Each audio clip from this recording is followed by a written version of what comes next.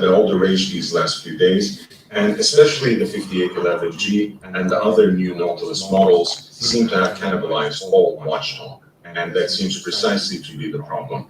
Ever since the model has eclipsed the brand in mainstream consciousness, Patek seems to rely heavily on the hype, even as they deny their dependence on the Nautilus as their flagship model. And all across their lineup, they keep coming up with unimaginative, uninspired releases that consist of minor cosmetic modifications and inversions.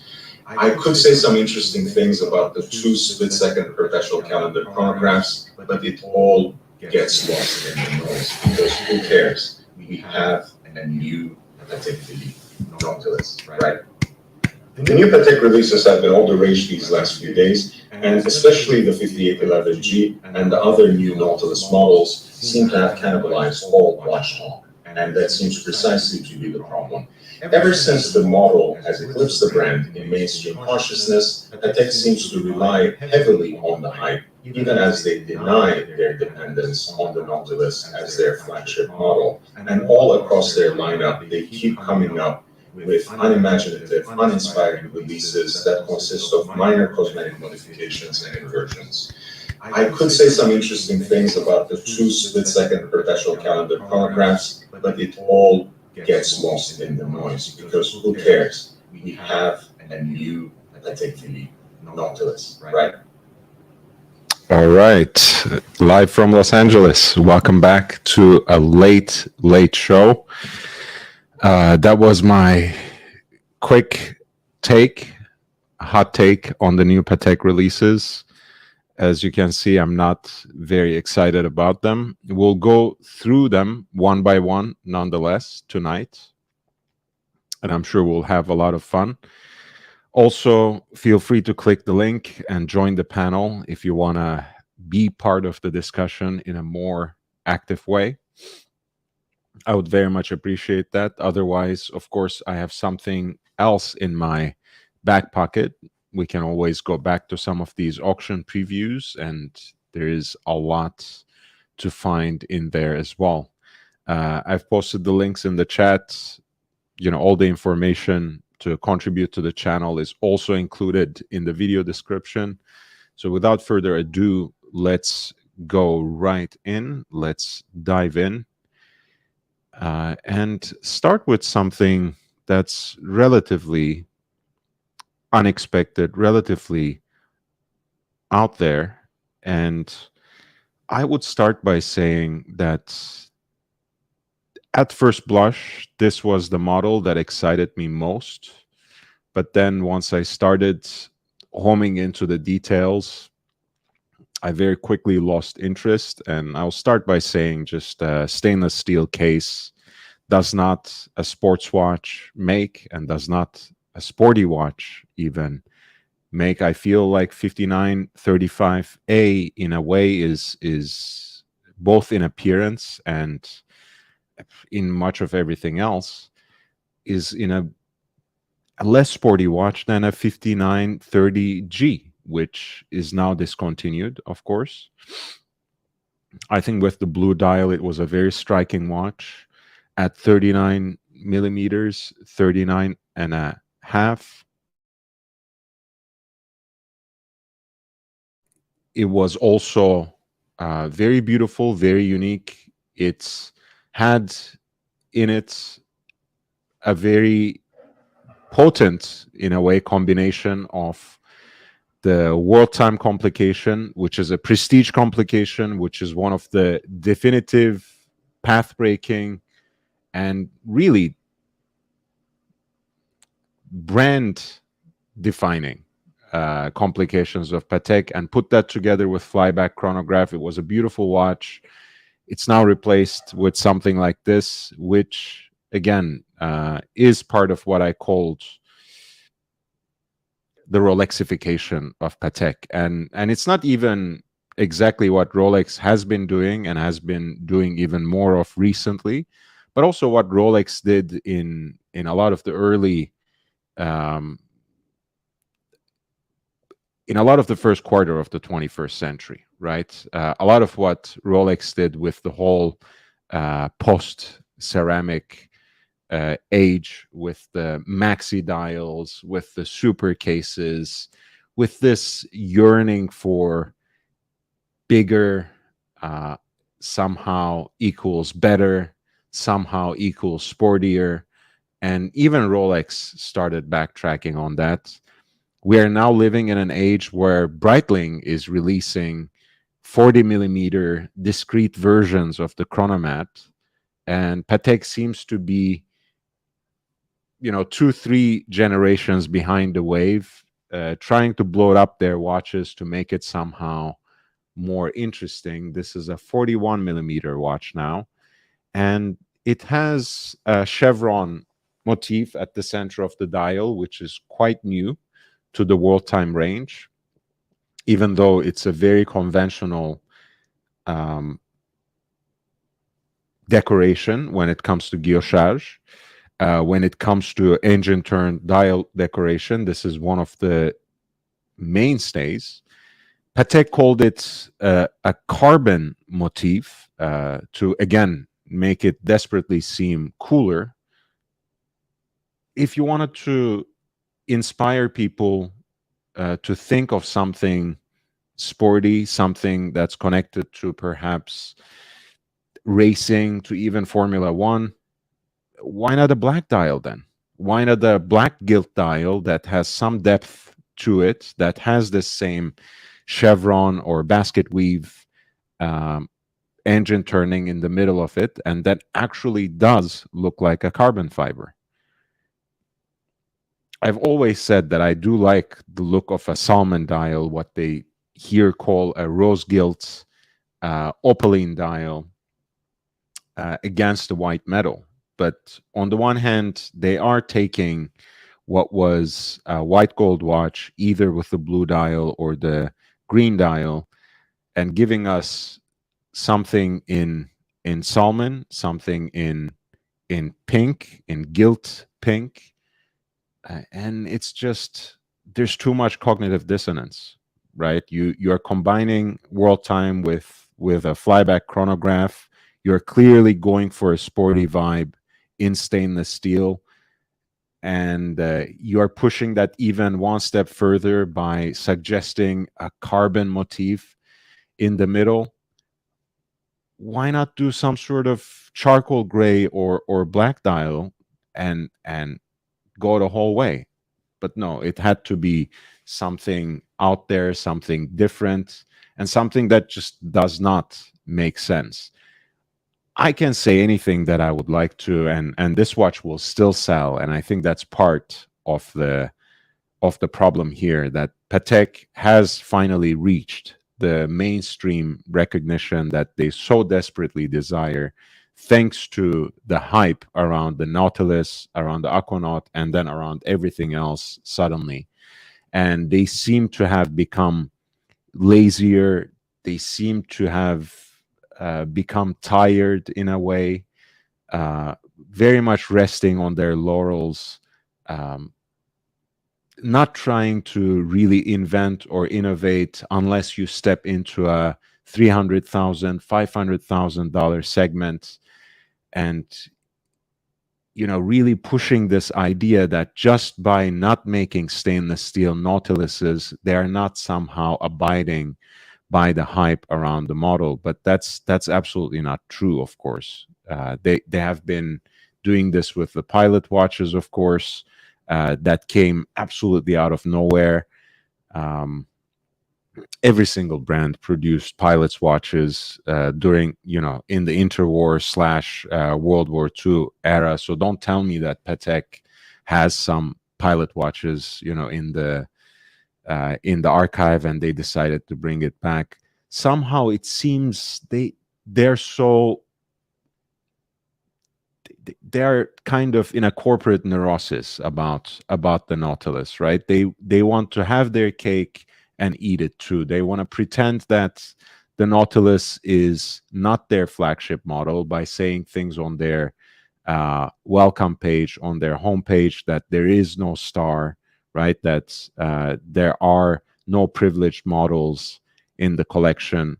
On the other hand, clearly, even by this particular division, right, the 5 new chronographs and the 3 new versions of the Nautilus Cult Watch, obviously they're recognizing that the Nautilus is their most recognizable model, that the Nautilus is their flagship, and that in fact they are benefiting from the hype, even as they deny their reliance on that hype around the Nautilus.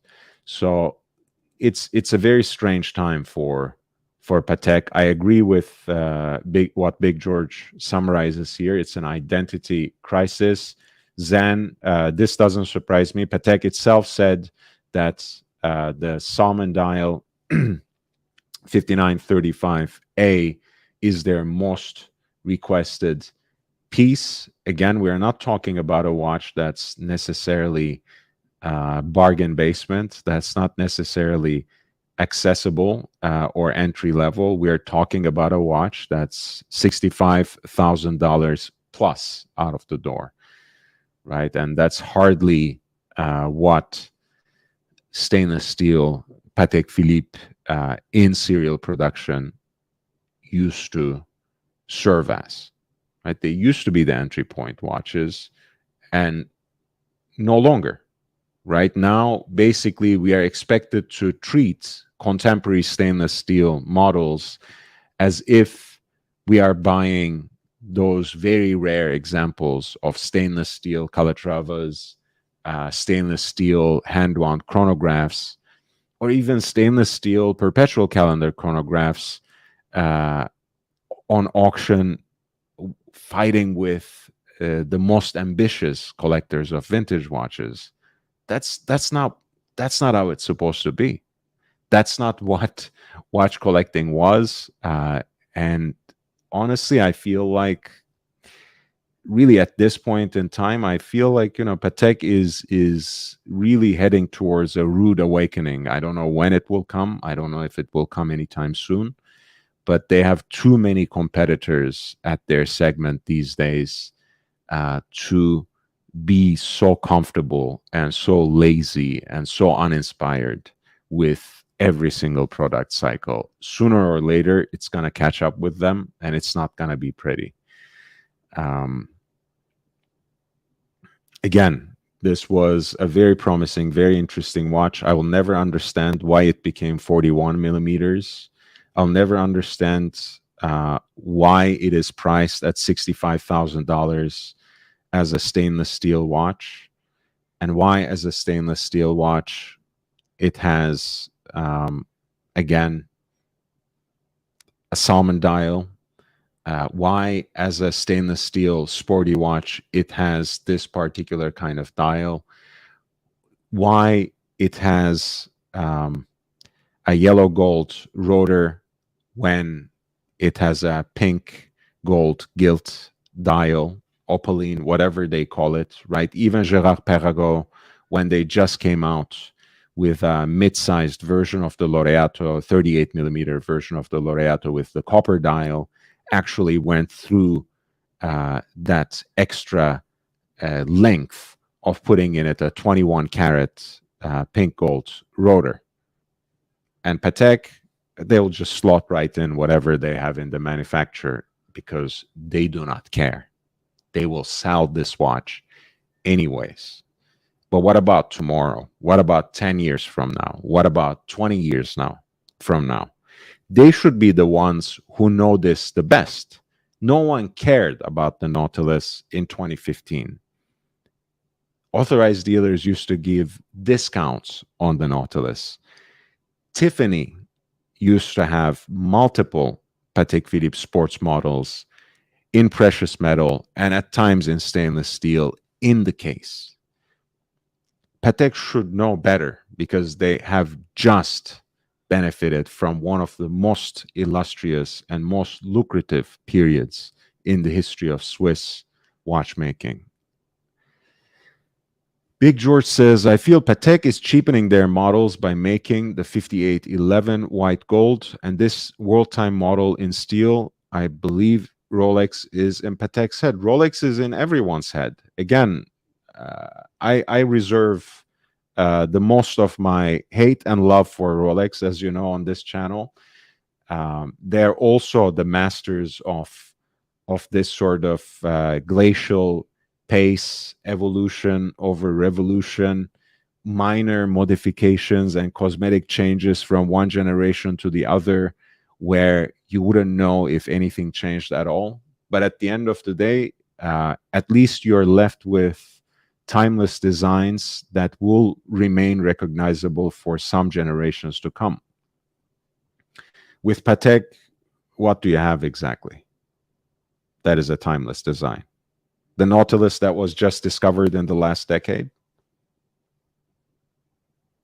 The Calatrava that is something completely different in every single generation.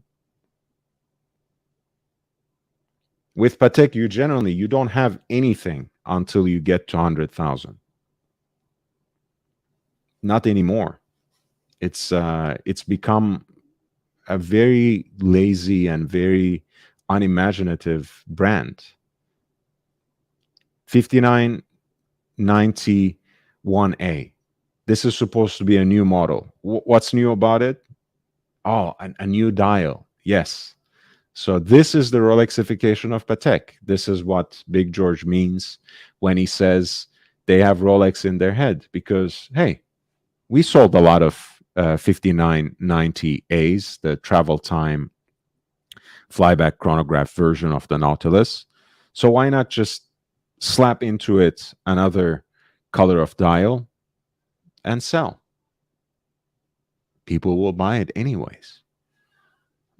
For quite some time, I'm sure they will. I don't know if there's anything to add when it comes to this, because there is really nothing new about this watch except for the dial color, which again is quite slight, right? Because you have basically from a gradient charcoal gray dial to a gradient slate blue. So it's a very slight change. Once again, you have a watch that's almost $70,000 out of the door. And in either case, right, both with the world time flyback chronograph and here the travel time flyback chronograph, you might simply say, well, you know, the complication might actually justify the price point. It might, within Patek's segment, it just might. But to that extent, I don't know. I think some of these brands are just getting too big for their britches, and they're completely losing the plot. Next up on the chopping block, 5712-1R. Again, there's nothing new about this watch. There has been nothing new actually about 5712R since 3712. 5712 was just the new generation of 3712, the Nautilus with the moon phase and an asymmetric dial, power reserve indicator at 10.5 o'clock. And I think it's an acquired taste. I think it's a very interesting watch. It has existed in the lineup for so long now that I don't know what is so new about it. Oh, again, it's a new color of dial. This time from the chocolate brown, we have like a copper sunburst dial. Again, it's the change is so minimal that you have to be an absolutely diehard fan of Patek, Patekaholic, as it were, to even appreciate it.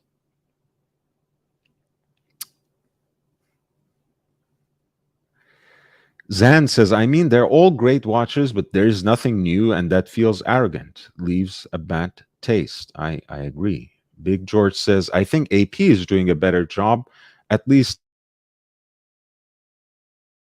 with the jam set models.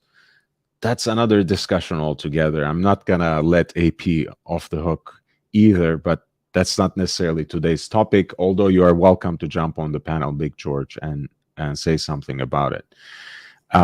Silesius says, Paul, nice to see you, man. I agree with you. This is lazy, and Stern Jr. is not doing any favor to the brand. I think this has been the case. OC says, hey, OC, nice to see you. Thank you for your help today.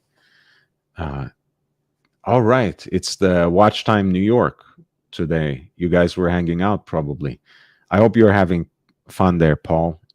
It's nice to see some of your updates on Instagram for sure.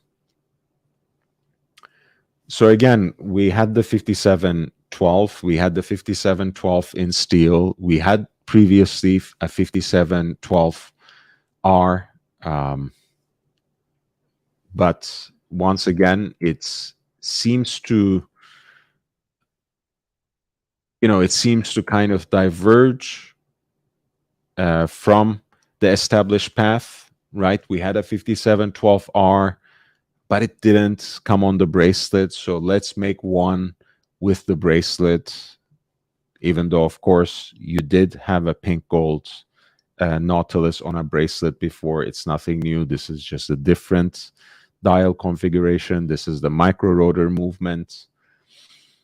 And then, all you can come up with again is just a different shade of a brown dial. And it just feels contrived. It just feels lazy. It just feels like too much Rolex. And I don't tolerate this from Rolex. So I don't see why I'm expected as a customer to tolerate it from Patek. This, again, look, the lack of foresight, the lack of insight, the lack of organization, a lot of the established brands showed in terms of managing, cataloging, being transparent about their own vintage models, led an entire generation of high rolling collectors to independent brands. That's not necessarily a lamentable development for the world of horology at large, but that's a loss for Rolex. That's a loss for Patek. Right? This generation of collectors still have in their minds these two brand names etched because of the prices that they have realized in the auction circuit, because of years and years, in Rolex's case, almost a century-long marketing behind them, the name recognition. This generation is safe and sound. The next generation of collectors, the generation after them, there is no guarantee. There is no guarantee. Everyone else is coming. Laurent Ferrier is coming. Chapek is coming. Grönefeld is coming. Kari Voutilainen is coming. Micro brand independents are coming, and they're stepping up their game in every single release. So the big ones, the big four, cannot afford to rest on their laurels anymore. Maybe they can for another decade. We hit 2030s and mechanical watches are still a thing. You might see a completely different world. Just as we couldn't have imagined as collectors coming of age in early 2000s what watch collecting would become in 2020s. I feel that the business executives who are heading these sorts of brands just can't see what is ahead of them. They are focusing too much on the trees, missing out on the forest, and certainly not finding their way out of these bushes. And I think it's not showing good signs ultimately. The gem setting stuff, to me, it's always been very exciting. I like Rolex's approach to it, right? They don't even usually foreground these releases, right? They are almost happening behind the scenes. They understand that's for a very different segment of a customer. Those are very special pieces, so they don't often present these sorts of gem set pieces as part of their main releases. It's very much, something else, some other game that they're playing, something fun. Here again, since they don't have much of anything else to show, I guess Patek felt like they had to integrate these two pieces, the mid-sized Nautilus with this spessartite bezel, as well as the gem set dial and the hour and minute hands. Honestly, it looks, I think, beautiful. I love how everything else seems to be monochromatic, just so you can get that warmth and beauty from the gems. But whether it deserves again to be presented as a so-called novelty or as a new release, I don't know. This is basically, quote unquote, the ladies' Nautilus, just aestheticized differently, just with a different makeup. Incidentally, I actually love the different dial design that they have employed here, the one that's a little wavier and more inconsistent and asymmetric overall. But I'm not sure if that's something that they will bring to other aspects, other models of the Nautilus.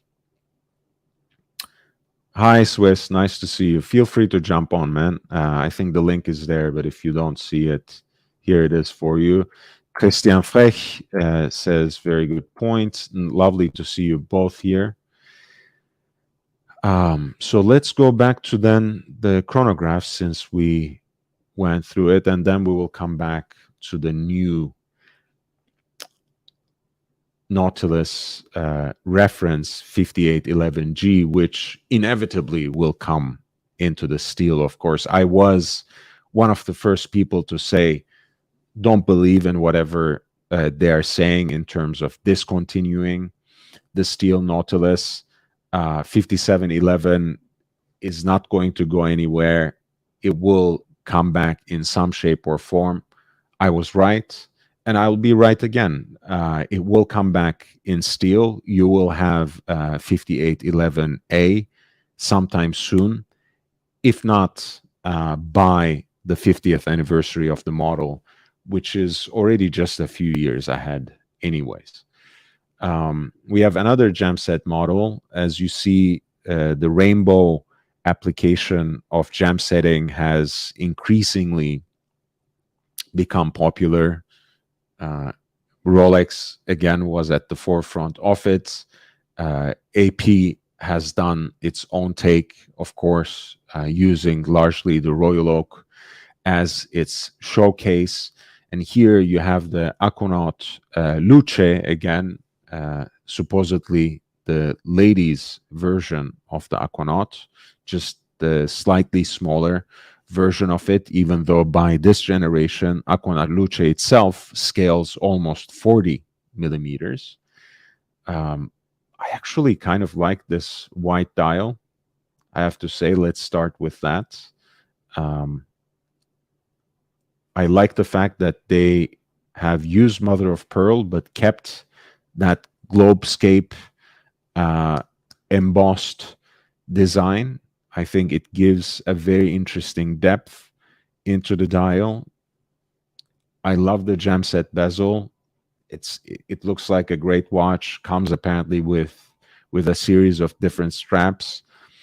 But once again, I don't see why it's even treated as a release, as if it was something new. 7968 R, a pink gold Aquanaut Luce with this rainbow gem setting. Again, this is a 250,000 watch, basically. I know it's not Watches and Wonders, but then again, they want to take advantage of this year-round schedule of new releases. So give us actual new releases. Give us something new. And now we're coming to what's actually new, and I will give those releases their due. But I wanted to genuinely get some of this stuff out of the way, because there are moments of exceptional beauty when it comes to certain aspects of the work, whether it's the gem setting, whether it's certain elements of design, whether it is in the elements of combining two different complications that actually make sense together, right? When you looked at the 5930G, for example, to have a blue dial watch with a white metal case, to combine the prestige complication of the world time with the useful and sporty complication of the flyback chronograph, that was in a way a very nice moment for Patek. And it seems, they have just tinkered with that, and in my opinion, screwed it up in 5935A. And once again, trust me, it will sell. I'm sure they will prove me wrong for at least another decade. But where are we going from here? I genuinely don't know. 5204G, again, this is not an entirely new model, but it is one of my favorites in this range among these 8 new releases. 5204 existed already in platinum. It was a beautiful watch. Again, a split-second perpetual calendar chronograph. The price segment was altogether different, of course. This is one of these green releases, again, following upon the success of the series of green dial releases by Patek for Watches and Wonders. I think this actually looks pretty good. I don't have many complaints. It is an absolute prestige complication. It's, at least in Patek's classification, it's a grand complication, combining as it does a split-second chronograph and a perpetual calendar with the moon phase. I think deservedly a grand complication. Split-second chronographs still at this level of execution are very unique, are a sight to see. But again, in this segment, Patek is by far not alone anymore. It's not the 80s anymore, right? The Kurt Klaus module already changed the game in the 80s. Lange's arrival in the chronograph scene in 1999 changed the game once, and then they upped the stakes immediately, right? They actually saved their simplest, their most plain split-second chronograph to the last. They started with the double split. They made a triple split chronograph, and then they came back and released an 1815 Rattrapante, just a split-second chronograph. So with that sort of competition in their segment from A. Lange und Söhne, with other kinds of competition, for example, from Habring 2, which is actually the spiritual successor of IWC's innovation at the more accessible level, the double Felix perpetual they had, and the perpetual calendar chronograph they just released, they're catching up. Everyone is catching up, both at the segment that was owned by Patek.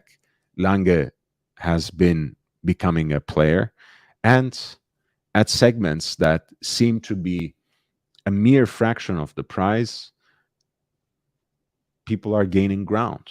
So it's not gonna be like this for so long. Hi, Bruce G. Nice to see you, man. Mookie, welcome to the channel. Like this, I like the muted, somewhat mossy color of the green on this. Not sure if I would wear it somehow on the green strap. The case is one of my all-time favorite Patek designs. I love the way that the lugs drop and curve. I love the fact that they're stepped. I love how the crystal is slightly domed and also is a step above from the bezel. As I said, I do like the depth of the green dial. Again, not sure if I would be so matchy, but that's okay. You know, it's just a strap. It's easy to change. In this case, I'm happy. But again, the Rolexification of Patek, at the end of the day, all we have in 5204G is 5204P in white gold and with a different dial color.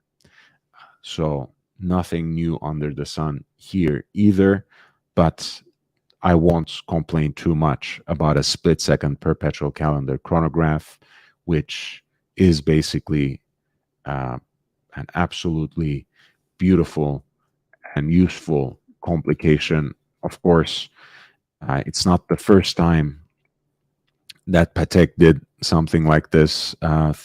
5004G is a modern classic already, and 5204 was the successor to that model, and the G in white gold continues that tradition, and the price reflects the level of complication as well as the brand name we're talking about. 315 plus, of course, the tax. Now we have another Rolexified touch here. I actually love the color scheme. I love the fact how the dial is very reminiscent of the classic 1518. I love the black and red accents. This is the kind of execution I would have expected from really from the 5935A, right? If we had this color scheme in the new stainless steel world time flyback chronograph, I think I would be almost immediately sold, right? The actual carbon motif dial with this sort of charcoal gray and some red accents on the dial. Whether you match that with the strap or not, I think that would have been an absolute winner. This, I think, looks great. My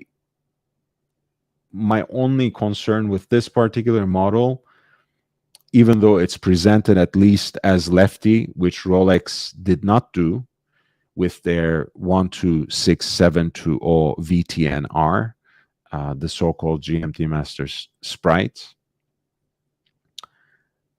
everything is inverted in this watch, right? Even the minute counter and the running seconds has changed places, right? The minute counter now went to 9 o'clock, I think I'm given to understand, and then the running seconds is at 3 o'clock. Of course, the crown and the pushers have changed to the left flank of the case, which is absolutely fine, of course. It's at least marked and marketed as a watch for the lefties. But it turns out that that small flawless diamond, which is a distinctive element of a platinum Patek watch and which is discreetly set between the lugs at 6 o'clock, is apparently this time shifted to 12 o'clock. which I think contains somehow an interesting sign of the times, right? Even that is not discreet anymore. That is something to show off to the outside. I don't think there are any pictures where you can get a good glimpse of this, but at least you can see here that that 5373P does not actually have a diamond at 6 o'clock between the lugs. It's been carried over to 12 o'clock because, you know, if you're playing, I guess if you're paying $500,000 for a watch, you just have to show it. You can't be discreet. But anyways, I think it's a watch that's trying a little bit too hard, but I shouldn't be too difficult here. I shouldn't protest too much because I have been criticizing them for most of the first part of the show for not trying at all. So when we have a watch that is trying a little bit harder, I'm gonna scale back, I'm gonna retreat, and I'm gonna say all is well. This is an interesting watch. I actually do appreciate the inversion. I think it does reflect the sporty spirit that even the color combination exudes.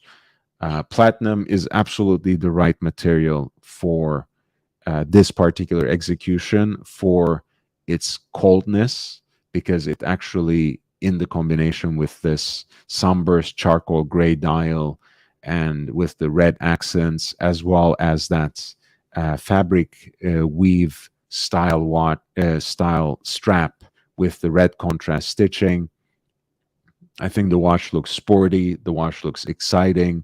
The watch looks like 1518 for a new century, right? As if Patek would be indulging in a similar venture in the 21st century that they started doing in the 1930s with the Stern takeover, and in the 1940s with the back-to-back release of their perpetual calendar and their perpetual calendar chronograph in 1518. I think 5373 is a great spiritual successor to that generation.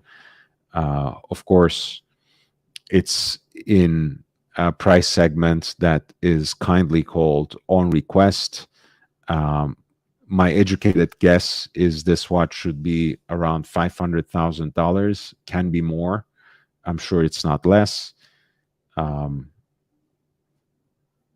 But it looks just great, and by far my absolute favorite, because it is actually trying to do something different, from the finishing of the hands and the dial fixtures to the layout of the dial, to the inversion of all the different elements of the watch. I think it's very funky. I wish there was a similar release at a more accessible level. But then again, you know, why wish at all? Because the stainless steel Pateks, the sportier Pateks, also became inaccessible to the average collector anyways. But at least we would have something else to talk about, something that would have been slightly within the realm of possibility. And at the end of the day, I think that's another ticking time bomb that is threatening Patek, even if they don't realize, right? It stopped being a brand that young collectors can actually access, can actually purchase, can actually get into. Whereas other brands in that segment have been trying ways to appeal to young collectors. There are so many independents now that young collectors would rather take risks with, rather than get into an infinite game of being led by a carrot. only to be beaten down by a stick through a Patek Philippe authorized dealer. So it's a different time now, and I'm not even sure that they realize it. I truly think that they're just so detached from the grounds.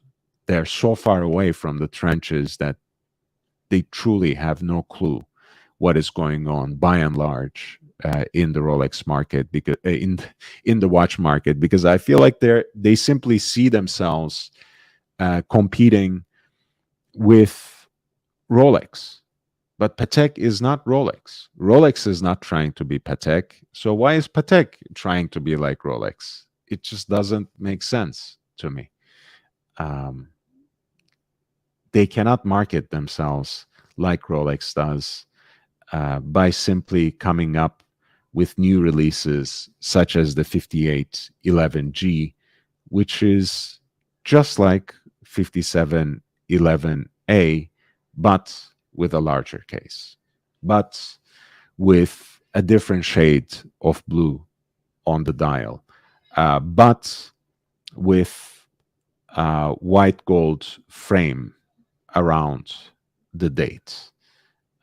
Does it have a new movement? No. Does it have a new anything?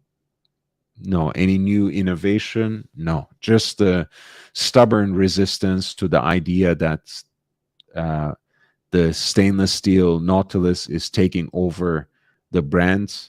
We're not going to make it available. We're not going to have it accessible. But we still want to eat our cake too. We still want to live on the hype. We still are going to release models that will actually benefit from that artificial uh, scarcity that is built around the non-existence of an entry-level stainless steel Nautilus. Do you think, for example, the pricing on this model at 70,000 is coincidental? Isn't it a little too similar and too close to how the stainless steel Patek Philippe Nautiluses are trading on the secondary market? Just a thought. You can certainly get with a little more added to that, once you figure in the tax and everything, you can certainly get a decent 5711 on the secondary market right around this price. Whereas realistically, of course, as a new customer, you are really not getting 5811G from an authorized retailer. It's just not happening.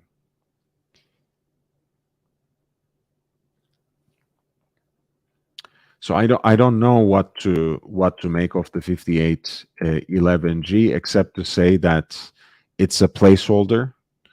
Of course, it will be accessible to some. Of course, it will be available to some,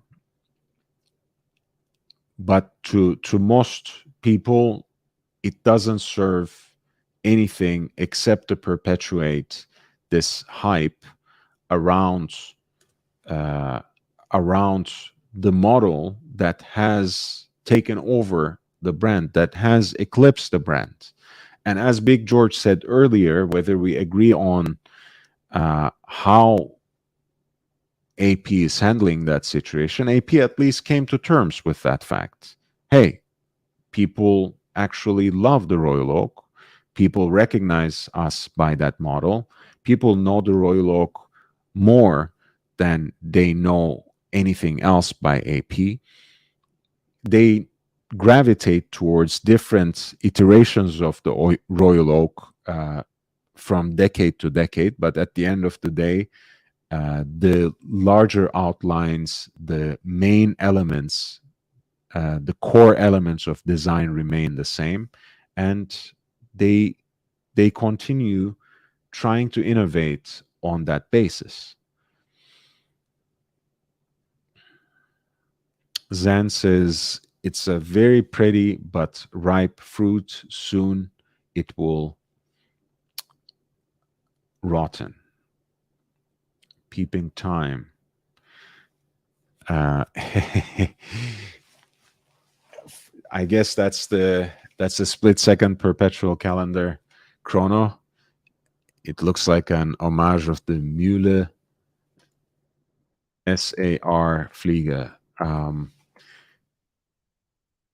Right, Mühle is of course a Glashütte company, and of course this doesn't look at all like the 5373P, but I kind of see what you mean. This looks like a cool watch. Again, I like the inverted approach to the pilot's chronograph. I actually love the case shape more than anything when it comes to these Mühle Fliegers. But yeah, other than that, I can't say much, and I certainly don't agree that it's somehow similar to the 5373. 5811 is, of course, going to come in stainless steel. Whether that release will matter or not, whether those watches will be in any way more available than 5811G or not, I don't know. I actually truly believe that they might wait until the 50th anniversary to release a new stainless steel Patek Philippe. I think that's a distinct possibility. By that time, it might well be a limited edition. It might well be a kind of special release in very limited numbers. That wouldn't surprise me. But in either case, we know that it will be very limited in number and practically inaccessible. So all it will serve, as it did right now, is to create an artificial hype around the brands, is to create some sort of discussion about the brands. And ultimately, everyone keeps talking about the Nautilus, and everything else anyone says gets lost in the noise. So I'm not even sure if there is any purpose, if there is any value in continuing to beat what is by now a dead horse. Let's see if we can find, maybe from some other sources, a picture of the small flawless diamond at 12 o'clock for the 5373. I think for some reason in the press pictures, it just isn't there. Wasn't there monochrome? Let's look at Hodinky, but I think that's going to be the same. This is, of course, not the diamond. As you see, those are the two pushers.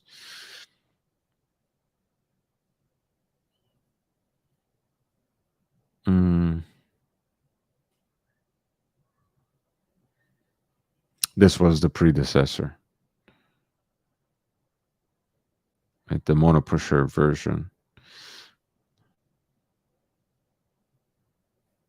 And you see how everything is inverted, of course. Put on the other side. The moon phase is flipped over. The minute counter and the running seconds also change places, as well as the day of the week and month, right? This is 5372P. And there was also 5373G, which was, if I'm not mistaken, I think there must have been.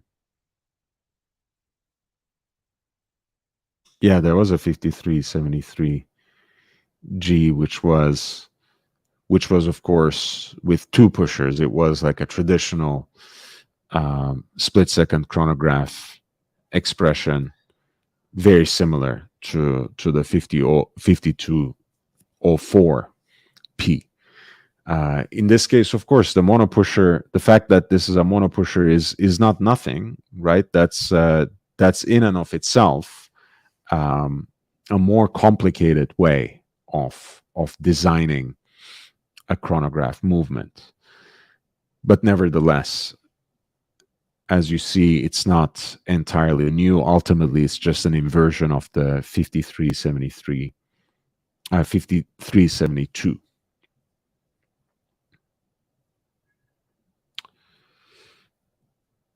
Yeah, let's look at watch time as the last resort, but I don't think there's actually a picture of the diamond setting at 12. It's okay. I mean, I do know that the diamond is there, and I do know it's at 12 o'clock rather than 6. Mookie says, I love this watch. Honestly, aesthetically, I love it too. I know it's unrealistic and way out of my price range, but 5373p is absolutely my favorite. One positive aspect of this hype may well be that the older iterations of these watches will suddenly become more available. I have just seen some great deals, for example, at Chrono 24 and other sources for 5930G. I have seen some great deals, even though this is not exactly a predecessor for any of these models, for the 5172G, the hand-wound chronograph with the in-house movement and the blue dial. That seems to be dipping down in price quite significantly. I think that's due to both the new release of the Salmon dial version for Watches and Wonders and this whole slew of new releases coming out in the month of October. That is the advantage of artificial hype, right? Everyone will gravitate towards discussing, towards dreaming about, towards trying to acquire the new releases. So a lot of people will offload the older watches, even if they are just the last season's hype watch, and they will continue to dip in prices, and maybe soon enough there will be very attractive deals in previous generations of the world time flyback chronographs in 5930G, for example. There will be good deals for the 5170 and 5172G, because again, people are somehow navigating towards the grand complication, towards the coupling of perpetual calendar and chronograph rather than just going for the chrono. So there will be interesting deals there. Again, I've seen some incredible prices for the 5172G. I think at the beginning of the year, I've seen listings close to 6 digits for this watch. Nowadays, I'm seeing listings close to $50,000 and perhaps possibly less soon enough. So remain patient. There's something to be gained, something to be learned, even from the biggest disappointments, even from artificial scarcity and media propagated hype. There's something to be gained for the serious watch collector.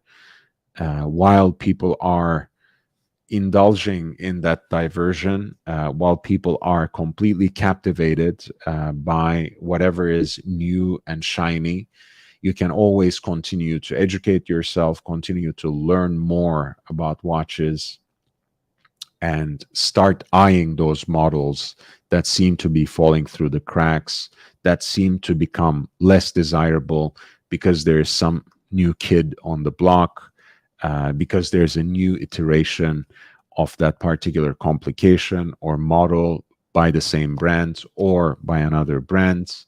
So keep your eyes peeled. I will continue to show you some great deals and continue to also explore and learn with you as well. We were looking at the Antiquorum auction last night.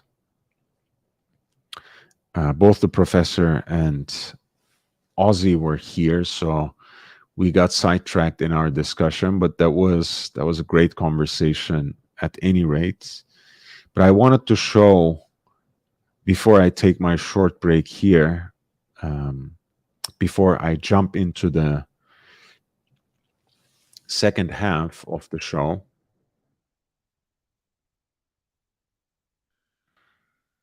as you know, Tissot just came out with a couple of heritage chronographs, what they call the telemeter 1938 heritage chronograph. And what I saw in the Antiquorum Geneva auction that's coming up at lot number 34 was one of the inspirations, of course. This is an oversized chronograph from that time period with a black gilt dial at 38 millimeters. It is genuinely a large watch from right around 1945. Still wearable because of that, especially if you're looking for a sporty chronograph that has vintage elements of design. The dial seems to be fairly well preserved, if not completely impeccable. I think this might just be the angle of the picture, or there can be a little bit of an humidity ingress there by the crown, which wouldn't surprise me. But otherwise, the black dial with at least two different shades of gilt on it, that is multimeter, right? That has a minute track and a telemeter contained within it as a concentric circle with the tachymeter on the chapter ring, with the large Arabic numerals. It is truly a beautiful chronograph with a very authentic vintage charm, and they did everything they could to present it as something sporty, and I think Antiquorum generally succeeded in that. There's a wide gap between the two ends of the estimate, so truly a sign of the uncertain times.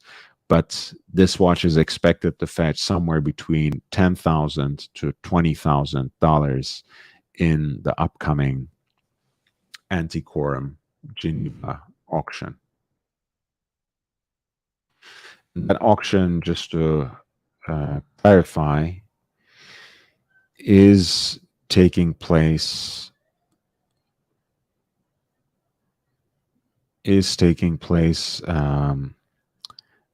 on November 5th and 6th.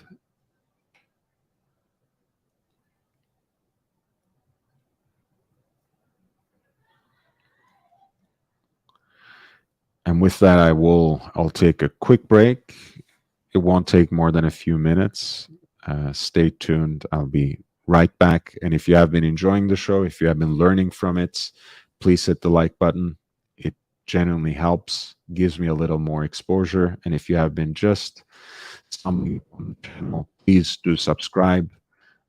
I'm here for Watch Talk and for the passion and knowledge of watches day in, day out.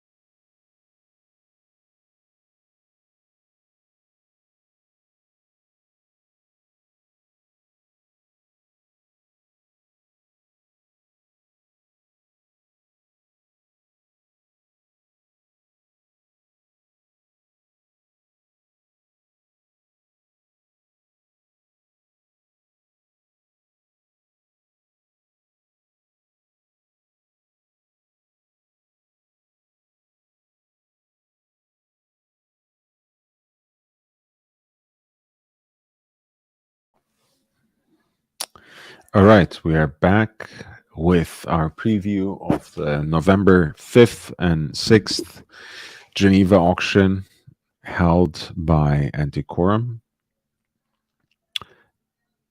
That was lot 34, Tissot chronograph from 1945, oversized with a black dial, of course, in stainless steel, expected to fetch somewhere between $10,000 to $20,000. There's a beautiful Vacheron Constantin triple date next on the docket.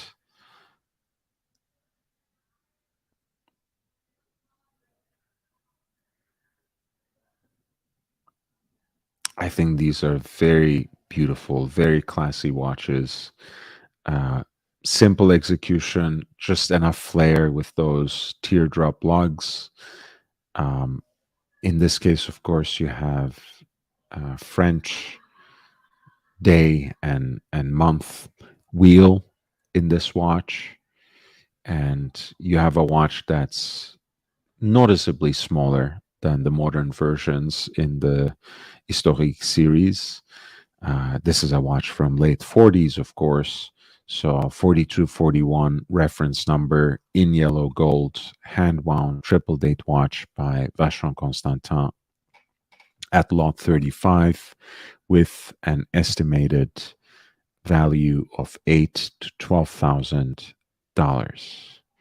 And actually, it has been completely overhauled and restored by Vacheron Constantin themselves in 2016. So, an interesting grab if you like the style, but somehow feel unsatisfied by the modern execution.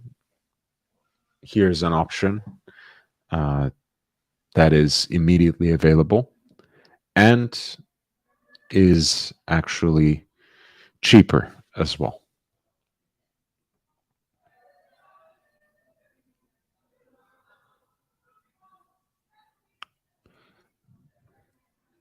Feel free to always drop your questions in the chat. If you have any topics in mind that you would like me to cover and you want to divert the direction of the conversation, always feel free to chime in, especially with the super chats. I'll be more than happy to change tracks. This is one of my favorite models. As you might know, Alexandre Rotby, who used to lead this vintage Vacheron Constantin forum called the Hour Lounge, and who is now working at Philips Geneva as their head of watches for Europe and the Middle East, has a lot of affection for this watch. It is a chronometer.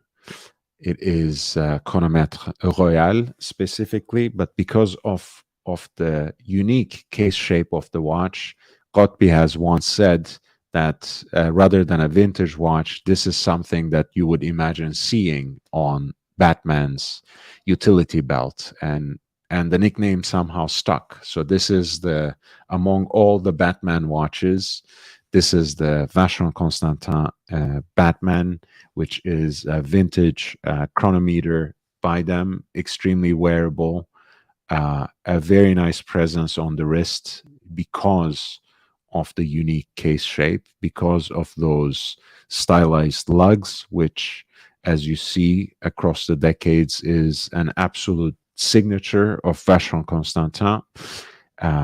This is a watch that is basically from late 60s to 70s in this case, reference 6694. In yellow gold, there is actually a very discrete element here that's not very visible in the picture, but is noted in the description. The Maltese cross in the logo is set with a small diamond as well. So a very interesting piece with the legendary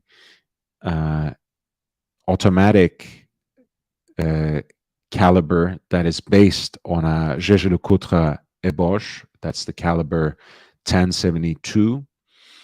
You have a chronometer, a vintage chronometer by Vacheron Constantin, the Batman at lot 38. And it is estimated to fetch somewhere between $8,000 to $12,000.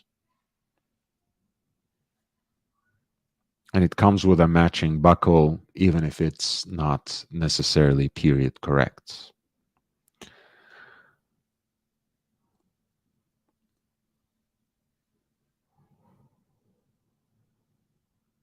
There is a small sized 50 fathoms, vintage 50 fathoms in 33 millimeters.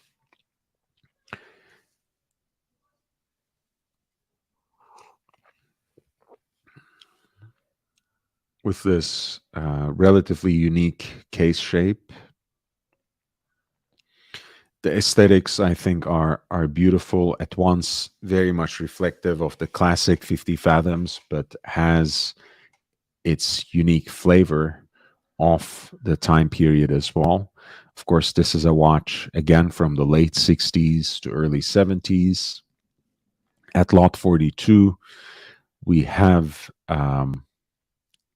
Blancpain 50 fathoms in stainless steel, signed by Rayville, again, one of the partners of Blancpain at the time, along with Tornek in the US.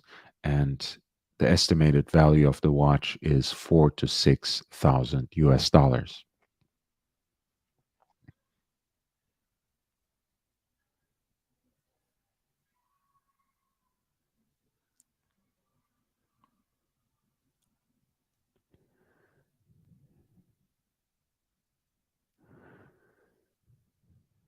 We have a couple of very interesting deals at 45 and 46 from Hoya.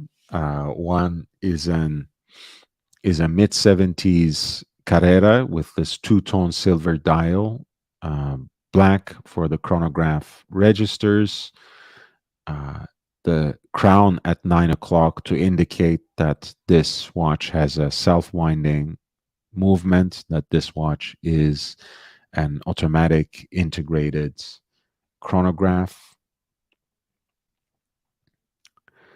And the estimated value is $2,000 to $4,000. Again, in decent condition. The great thing about Antiquorum is that they have a very precise grading system of their own, and all of that is noted in every single listing. So if you have any doubts from pictures, you can always reference the grading system, and when you have more questions, always reach out to them to ask specifically, to ask for more information, perhaps more photographs as well. One of my favorite watches at 46. This is the Hoya Bundeswehr pilot's chronograph that was supplied in the 50s and 60s, more like I think 60s and beyond, to the German Air Forces. If you are somehow, even in that post-war era, uncomfortable with that association, Leonidas, which was more or less the same thing, has their version that was supplied to the Italian military. So that's always an option. But here we have the Hoya, and this is the civilian iteration because it doesn't have the 3H stamp at 6 o'clock in red, which is a nice aesthetic, but also a sign that this was a mil-spec watch, indicating the tritium as the luminous material on the dial.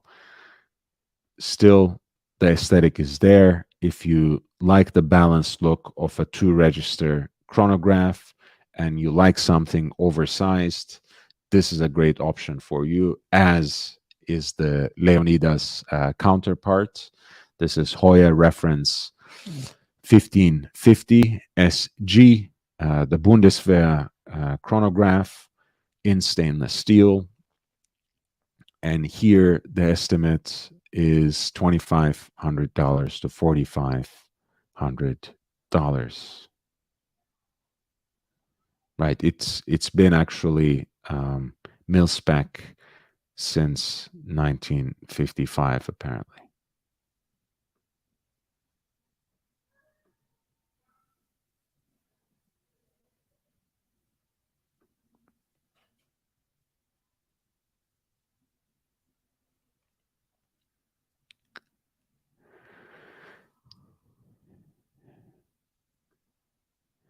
We have an interesting example here of chronograph 2 in white by Chrono Tokyo, Hajime Asaoka's accessible brand. As you know, they sell usually like hotcakes at the point of release.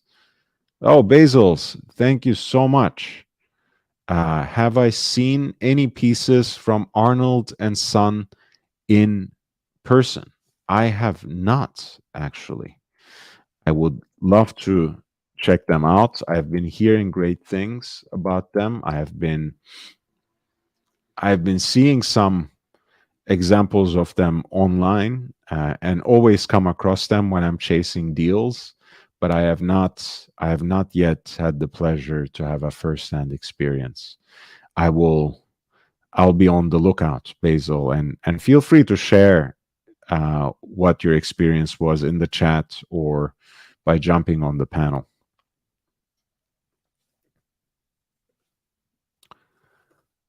So as you guys know, this is the chronograph 2 by Chrono Tokyo, and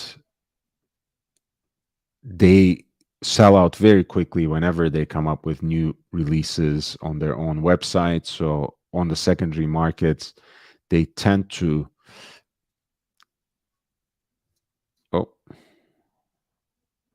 that's not it. They tend to they mix things up, huh? So these two pictures are lot 52. The other one is the MAD edition of the Max Büsa. We're talking about the Chrono Tokyo Chronograph 2 in white, which has already sold out and therefore somehow falls in the secondary market here. And it is expected to fetch somewhere between $4,000 to $8,000. I'm not sure if it will go for the high ceiling of that estimate, but they do seem to be selling at a premium on the secondary markets. I love the aesthetics of these watches. First-hand experience, St. Peter has first-hand experience with them. He has exactly the chronograph 2 in the black dial with those copper accents, which I think is, again, a great design. Not sure if they're worth the price on the secondary market. I'm saying this on the basis of the movement that powers them. But then again, if you can actually get them when they are released through the official channels, I think they can be well worth the money. I think they can be well worth the efforts. Otherwise, I can hardly imagine myself paying for Miyota movements more than $3,000. I can't imagine paying $5,000-$6,000 for a chronograph like this. At the source, at retail, it might make a lot of sense because it's a beautiful watch. On the secondary markets, I really don't think so. There is a version of what has become the Royal watch with His Majesty King Charles III's accession to the throne. This is the Parmigiani Fleurier Toric chronograph. King Charles wears a yellow gold version of it. King Charles wears a dressier version of it, but this is, by all accounts, the same watch, just a sportier execution with Arabic numerals rather than Roman, with a black dial, so to speak, um, rather than white guilloche. You have a honeycomb decoration in the middle, still some red accents that add to the sportiness of the watch. You still have that beautiful double-stepped case with the fluting for decoration, the cabochon set crown. In this case, you have alpha hands that are generously filled with bloom. So again, overall, a sportier feel, but the same great chronograph that's built on the Zenit El Primero caliber 400Z base and executed to the levels of high horology. This can be one of the sleepers, one of the interesting deals on this auction, number 57, and it is estimated to fetch somewhere between $6,000 to $8,000, which seems like great value, because this is, again, it's an 18 karat white gold chronograph that has a sporty feel, that has a high horology execution, and is built on the one of the most reliable and distinguished integrated automatic chronograph movements in Zenit El Primero.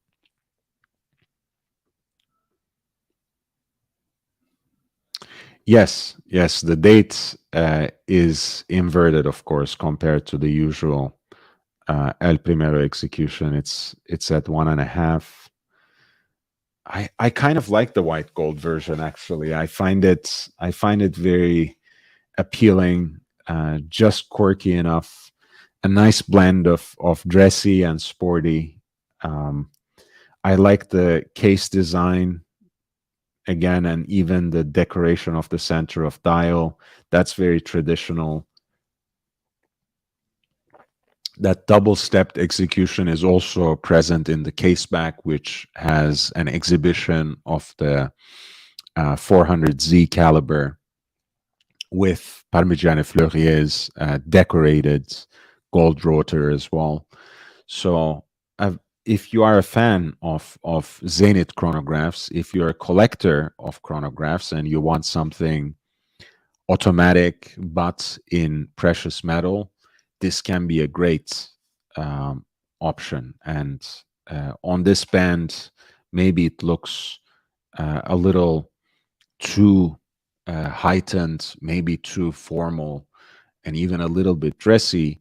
But this is actually a chronograph that can that you can make most out of, I think, even on a rubber band, right? Especially if it's something a little more form-fitting, curved at the ends.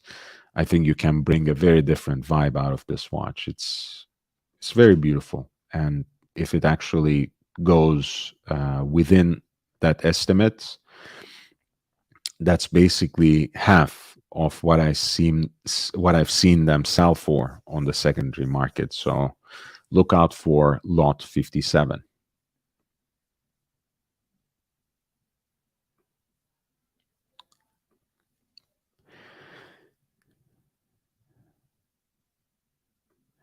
Another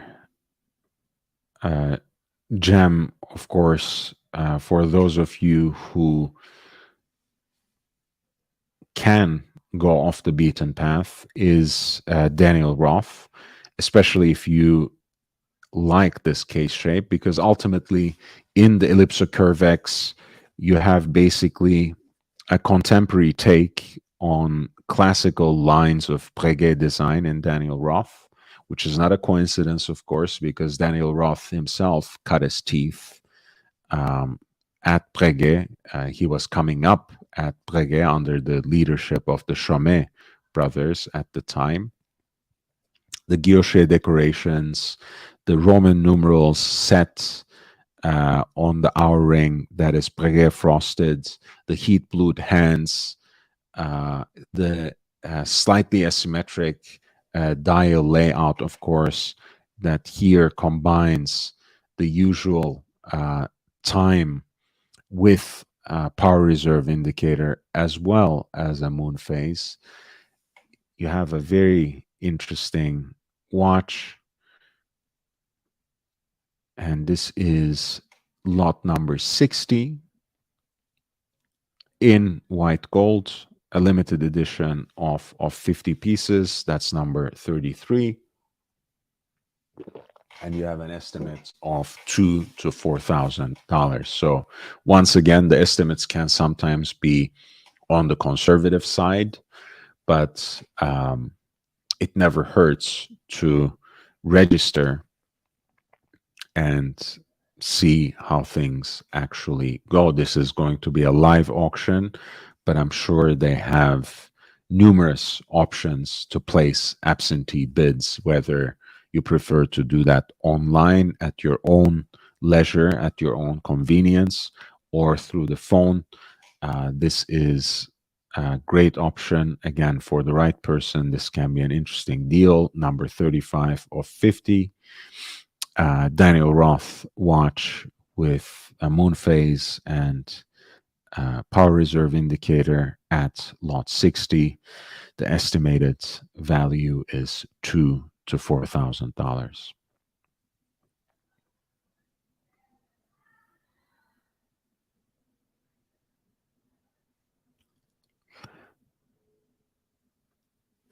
You have the MBNF MAD watch, the pictures of which were mixed into the previous Chrono Tokyo Chronograph 2. This is lot 61. I think this is again a very interesting piece, very unique piece. I think it was a great project. I know they have allocated at least some of these watches with a lottery. So if you were lucky enough to win one, I think it was a great deal. On the secondary markets, they seem to trend at significant premium. I don't know how it will perform in the auction, but if it is anywhere close to that, I think I would pass. But again, just to show you what is out there as an option, it is actually listed without reserve. So who knows where it will go. The estimate is 2 to 4. I think it is on the conservative side, but we will see.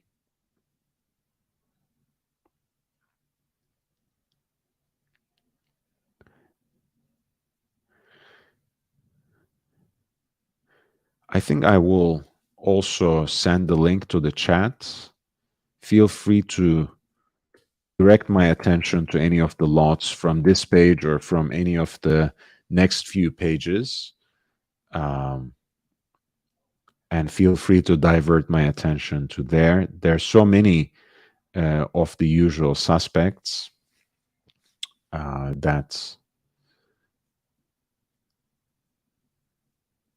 I might end up choosing the same things over and over. So you can always feel free to help me out. And if you do that with a super chat, of course, that will be well appreciated. This is Blancpain Perpetual Calendar Chronograph. I think it's a beautiful, beautiful piece. It is, again, one of the things I love about Blancpain um, is the fact that it executes these sorts of complications once every so often in steel. This is something I also appreciate about Gégé Lecoutre, something that I used to appreciate about IWC as well. This is a Blancpain perpetual calendar chronograph with a moon phase and a leap year indicator in steel with this lovely silvered white dial, skeletonized hands with loom at the tip. I will never get over my disliking for these hands that Blancpain sometimes uses, but that's a very small gripe and a very personal one at that. I think everything else makes this watch and really an example of a classic beauty. Double stepped case, the screw down pushers. It's just very simple and beautiful with that 4-dial layout. At 38 millimeters, I feel it's universally wearable, beautifully complicated, and a great value for what it provides. And this is roughly from around the turn of the millennium, so still represents that sort of thrust that Jean-Claude Biver and his partner Piguet had put into the brand to rejuvenate it. And this is the Le Mans perpetual calendar flyback chronograph. Has an estimated value of $8,000 to $12,000. Comes from the original owner, apparently, which probably testifies to its decent condition. And this is, again, lot 73, Blancpain Le Mans perpetual calendar flyback chronograph with moon phase and a leap year indicator. As a full set, estimated to fetch somewhere between $8,000 to $12,000.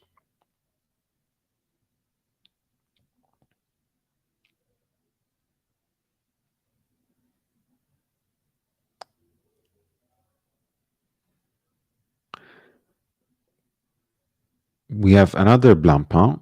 This time it's a new old stock Viret, their dress watch that has this serpentine date indicator. This is a larger watch. Again, those classical elements of design, this time at 42 millimeters.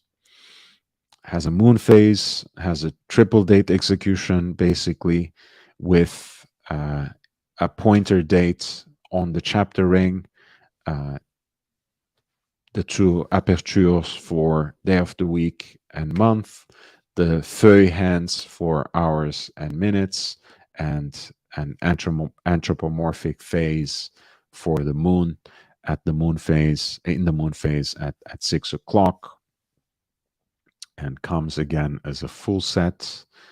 The wonderful thing about this particular model is, of course, that at a self-winding caliber, it has an 8-day power reserve, which is quite impressive. Of course, this is, again, a full set, new old stock, and it is starting it opens for bidding at 15,000 Swiss francs / US dollars, and expected to fetch upwards of $20,000.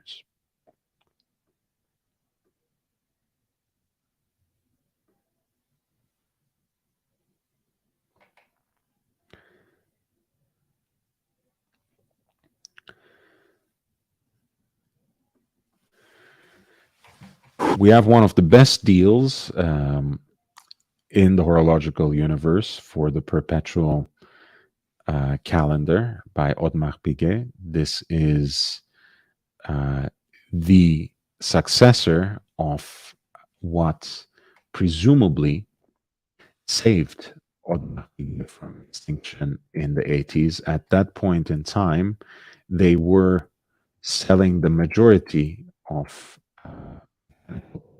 watches that were coming out of Switzerland.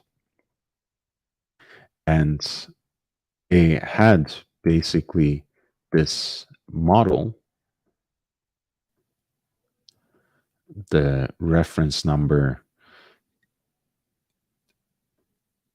5548, I want to say. And that was replaced by this model, which is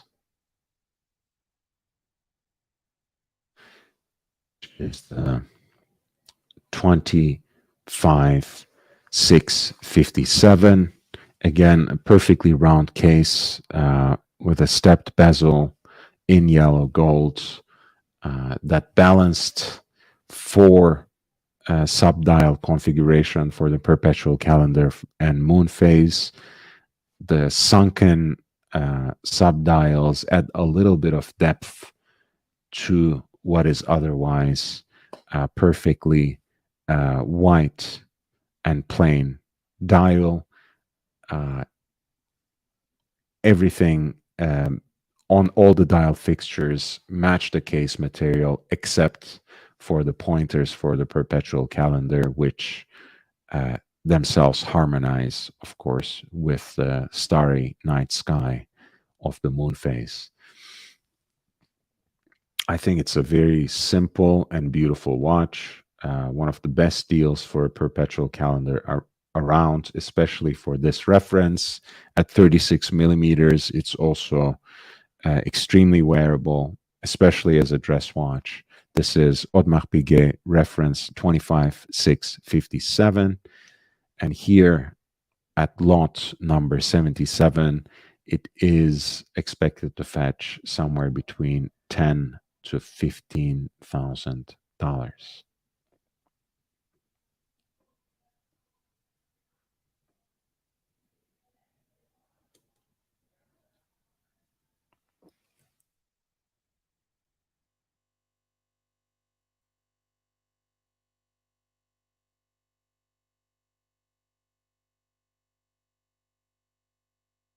Yes, the reference that saved Audemars Piguet in the 80s was 5548.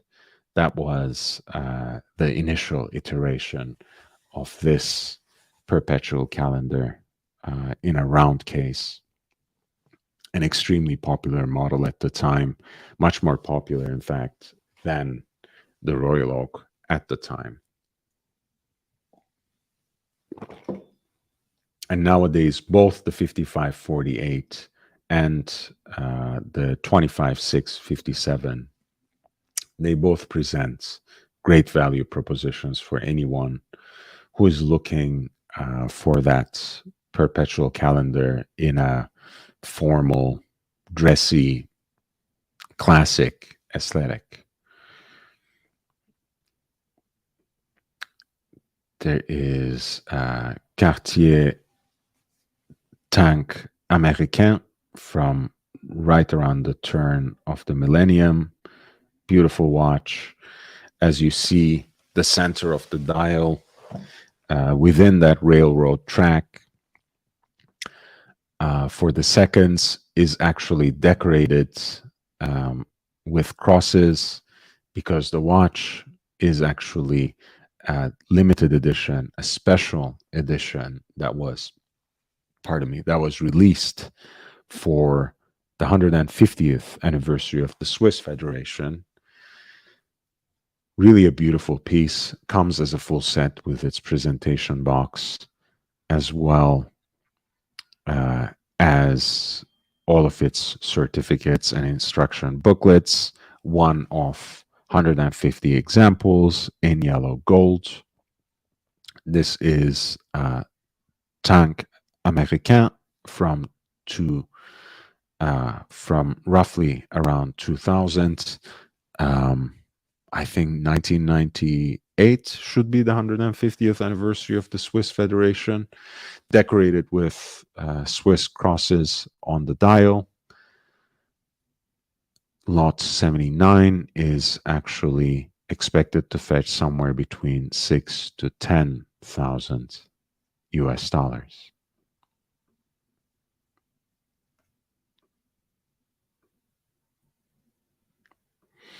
At lot 81, we have Cartier Santos Dumont. It's a vintage take on this classic shape. It's the carré version, so perfectly square on a leather strap from 1980s in yellow gold. A classic example of the piece with hand-wound movement in it, sapphire cabochon, heat-blued hands with classic white dial with Roman numerals, railroad track right around the center of the dial. I think it's a classic design, and it's a classically beautiful design. This is lot 81, an 80s Cartier Santos Dumont in yellow gold. This is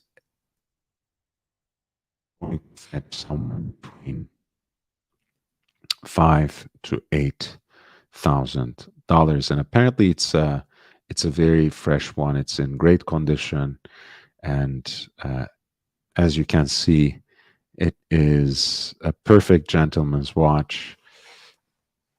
Here you see King Charles III wearing a similar Santos when he is sketching a painting in his full suit, suited and booted with a regimental tie to boot, and Santos on a leather strap on the wrist.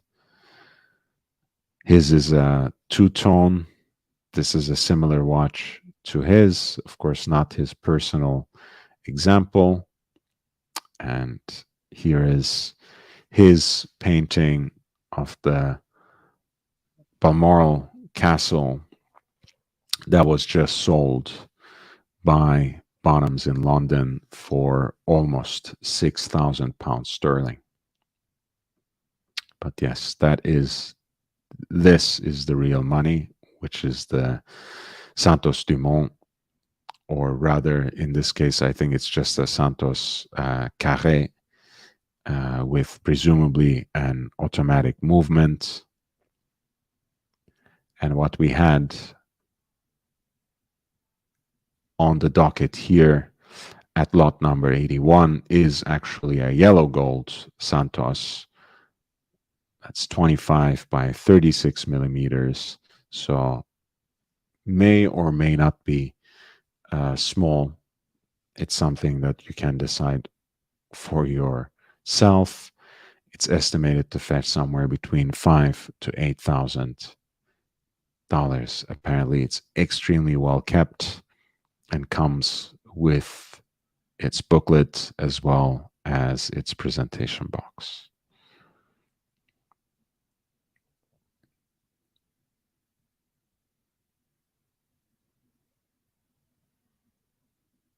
There's an interesting Piaget at 86, 35 millimeters, very classic dress watch proportions, from a limited edition of 50 pieces with a lapis lazuli dial, which is extremely beautiful.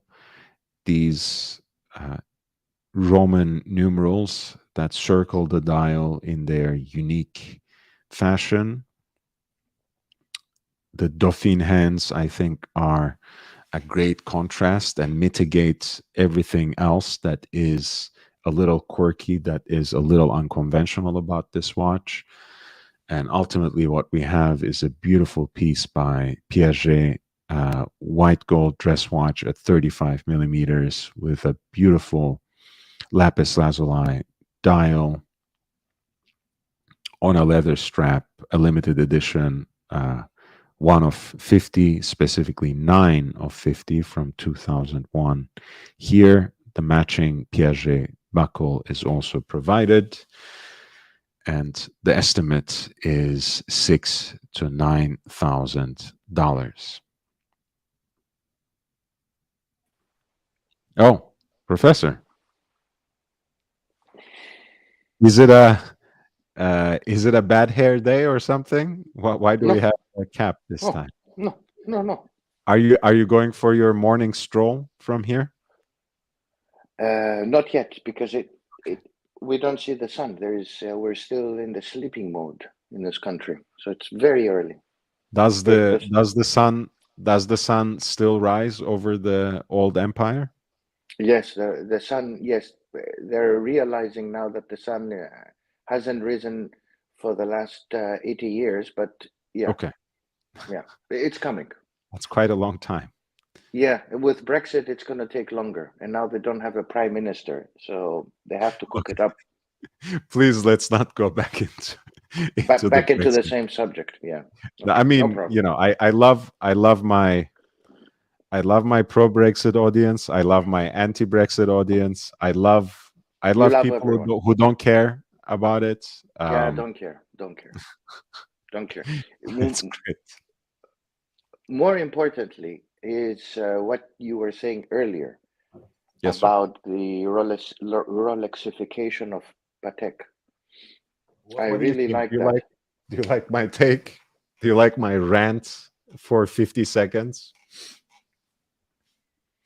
Yeah, I think they're unimaginative and they're riding the comfortable train. They are Mm. thinking within their comfort zone. They're not innovating. They're just putting precious metal on everything, chucking up the price. There will be an odd Chinese and Middle Easterner who's going to go and buy the watch, and with it could be a European and a frantic American who ends up buying it, and that's it. They don't have to worry now. For now, Well, as I you think said. when it comes to Patek, at any rate, um, with their new stainless steel releases, they're not shy about it. I mean, they charge precious metal prices anyways. Like with Rolex, you can see the severe step up in terms of pricing from stainless steel watches to two-tone to then fully 18 carats executed watches with matching bracelet. Whereas in Patek, for example, with that weekly calendar Calatrava, I'm blanking out on the reference number, which is a stainless steel Calatrava. They're already in $50,000 segment, right? That is, where is that? But Oh, let I me don't say believe it. something, Lord. So This same Patek. thing with that world time, by the way. That's the new world time they released, 5935A in stainless steel with the flyback chronograph. That's a $65,000 watch. So whether it's stainless steel or precious metal, a entry level Patek has become $65,000 at this point. Yes, the variation, by the way, has always existed in Patek. The variation has always existed. Steel always, remember in the 70s, if you go back to the advertisements of Mhm. Patek, it was that you're buying a steel at the price of gold because Yes. the steel is gold, right? They had this, they were actually the first who came up with this. Uh, Audemars copied them, and then everybody else a little bit more, not openly, but Patek was the first one. And this strategy has probably worked for them. Um, what is not working out is that I think somebody said it in the chat earlier. While sleeping, I watch you, Lord. That's the thing. And I read all the comments. I don't know. Um, they basically have stayed to be innovative. They are within their comfort zone, and the Stern Thierry has been completely sitting within his comfort zone, and I think he's simply sitting. I don't know if he is comfortable or anything, but he is no, sitting. I'm sure he is because he's eating a lot, and so comfort and eat go together. Expanding, his waist side. But Nice. these are. I think the problem they have is that they cannot get out of the Nautilus. He said it in an interview. Again, uh, we can find it in the net and share it with everyone. That I want to discontinue the Nautilus because we cannot be perceived, as a brand through the Nautilus. Well, sorry to say, but you are perceived by the entire hip hop community in the world as a Nautilus brand. So sorry, Well, Mr. Stern. by the way, it's not just an interview now. It is now a core part of the homepage. You have highlighted before that they are now foregrounding themselves as the family-owned high horological Geneva manufacturer. They also have an entire section called "There Is No Star," and it has a short film about the whole quote-unquote philosophy, which is a very ambitious use of the term, if I may say so. And the core idea is this: why does Patek Philippe have so many collections? Because while each collection has a different character, each one allows us to innovate and to express ourselves, which means that, again, they're insisting that the Nautilus does not occupy the pride of place, does not occupy a special place. On the other hand, when they're releasing the new watches, like they did, they have Nautilus releases, everything else. So they really have an identity crisis at the moment and still haven't quite figured where they want to go, if you ask me. And usually when Thierry Stern is being interviewed, by the way, have a look. He wears a Nautilus. So, if he wants to show the way, he should start wearing the Calatrava, which, by the way, the Calatrava to me was the most interesting piece I would own, together with another piece, the old model Mhm. with the crown protector. When they took out the crown protector, it became like a Oris. So please buy an Oris, not a Patek. A 30,000 Calatrava. Um, yeah, I think this is garbage. They're ripping off people. And I think you said it. I'll say it in a less diplomatic way because I'm tired with this nonsense. Um, they're just ripping people off, and they're capitalizing on their brand name and producing garbage for the wider community. And I think, as you said, the small brands that are coming up, you mentioned three or four, will begin to grow bigger. Um, they're just sitting around. It's like in those before the arrival of automation in manufacturing, or before the arrival of the personal computer, or there is a major revolution happening, and these guys are producing, the 5711 in precious metal. Oh wow! And the 5990 changing the dial. Okay, excellent. By the way, none of these watches are attainable, but by any of us. So they're just playing around with it, right? I Um, I will I'll say a few things. One, I do actually have a soft spot for the which one? Calatrava with the Yes, crown guards. So me too. Me it too. it is what it is. I understand that it's not the most popular choice, but I kind of like it. I like You it. know, it is what it is.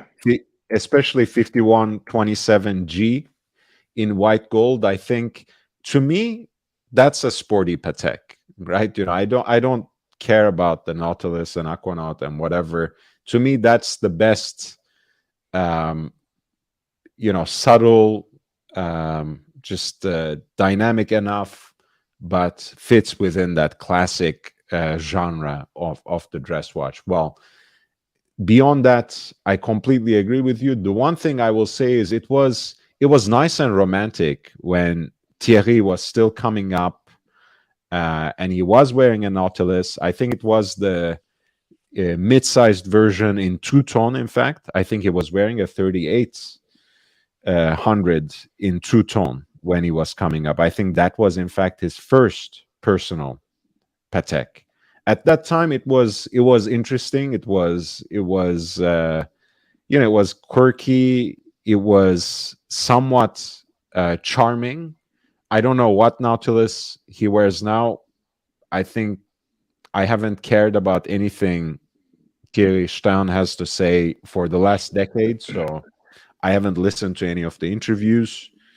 Um, you can tell me what Nautilus he's wearing, but I'm not sure if I actually care.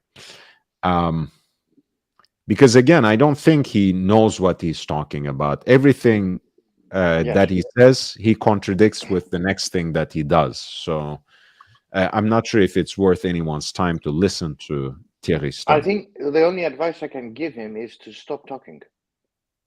He just That can work. needs to stop. Yeah, if he stops talking to the public, then he will regain some respect, because right now, as you said, he's completely contradicting himself, and it just looks foolish um, to the watch aficionados.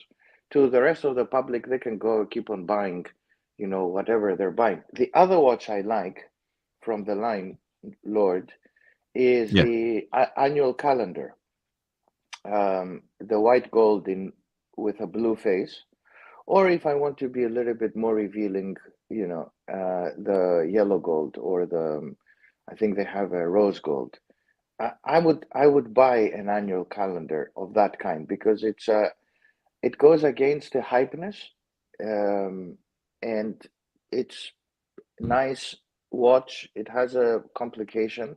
Okay, if you want to compare apples to apples, you can go over to Rolex and buy the Sky Dweller, and you're paying 13, 15. Here you're paying, I don't know, God knows, 45. So value for money for Mr. Jerry Stern, so he can fly around his G6. 55, actually. Um, 55. yeah, the Bargain. Patek Philippe Even better. annual calendar. Yeah.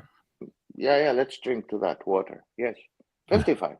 So you can buy a sub full gold, and then, maybe a steel and a half.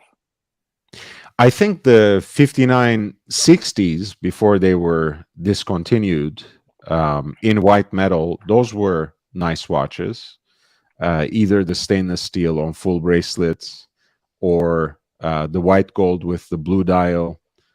And they were also flyback chronographs on top of the annual calendar. I think those were great, but since they have been discontinued, especially in steel, they have become quite desirable, and therefore also rather overpriced on the secondary market. Eventually, I think they will come down, but again, 5960 was a nice watch. I know Nick Fox wears one in stainless steel on the beads of rice bracelet.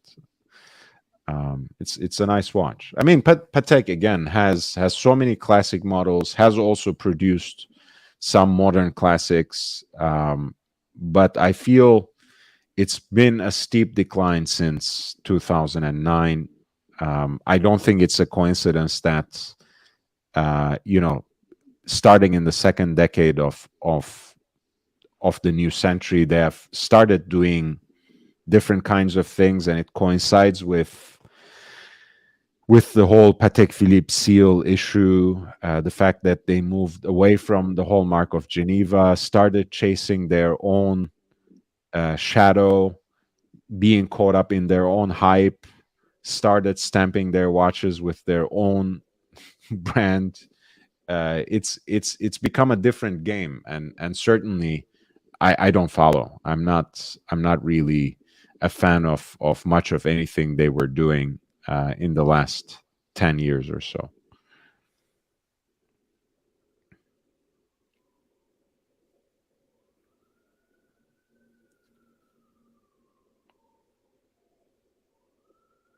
Yeah, 5172 complication.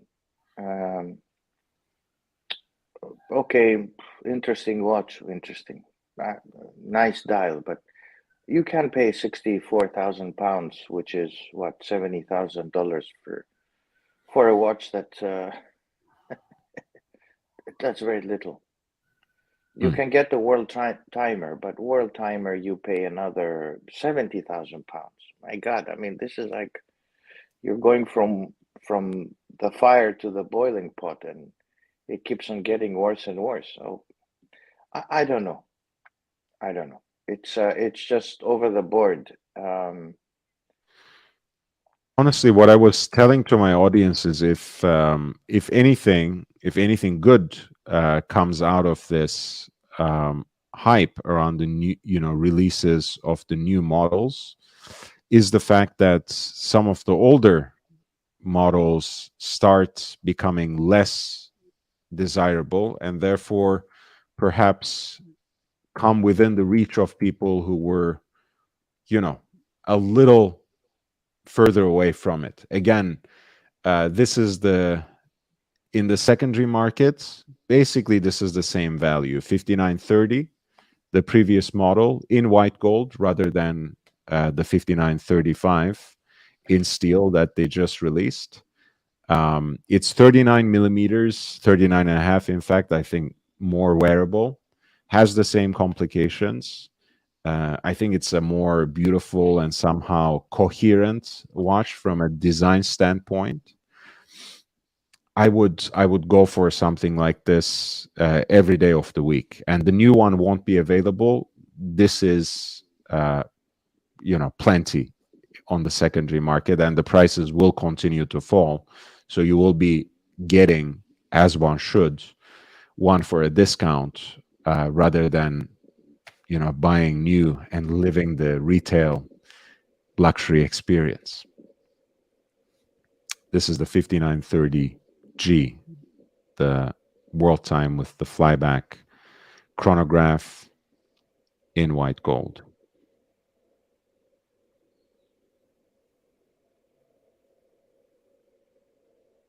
There's another thing I wanted to share with you, Yes, sir. and the audience, Lord, is that you talked about auctions.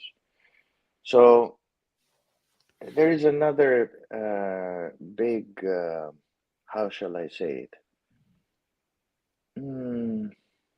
There is collusive behavior amongst the auctioneers. Mm-hmm. And the collusiveness is usually unintended at times, but sometimes it is intended, has certain intention behind it to hype prices. And the ones who hype Right. prices are the watch manufacturers themselves.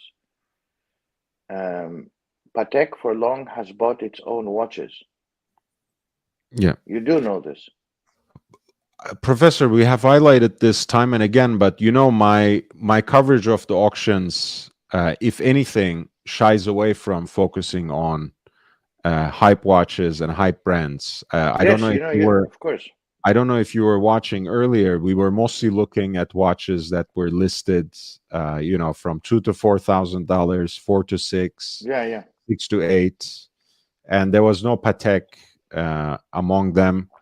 There was no hype Vacheron models among them. We looked at a few Vacherons, but they were late 60s, early 70s, stuff that no one else except for Alexander Gottby talks about. So it was, we don't usually chase after those hype pieces. I know Patek basically built the entire museum like that. I'm sure Exactly. they struck private deals at certain points, but they mostly hyped up their own Yes. models by getting into bidding wars with some ambitious, let's say, collectors. And perhaps there were other elements and actors as well, but I won't make any of those allegations, of course. Data 11 says, El Profesor, was that you on Archie's show recently or a fake?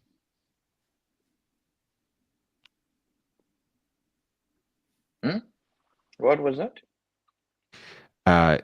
Someone in the audience, Data 11, said, El Profesor, was that you on Archie's show recently or a fake? When was that? I don't know. I guess since you're not aware, it was probably not you. Oh no! Now we have fakes of me. I mean, don't you see? The minute God. you arrive, people are raving about it. So if you are getting the positive attention, rest assured there's some negative attention too, unfortunately. Okay. A couple of weeks ago, he says, but I don't know. Okay. Anyway.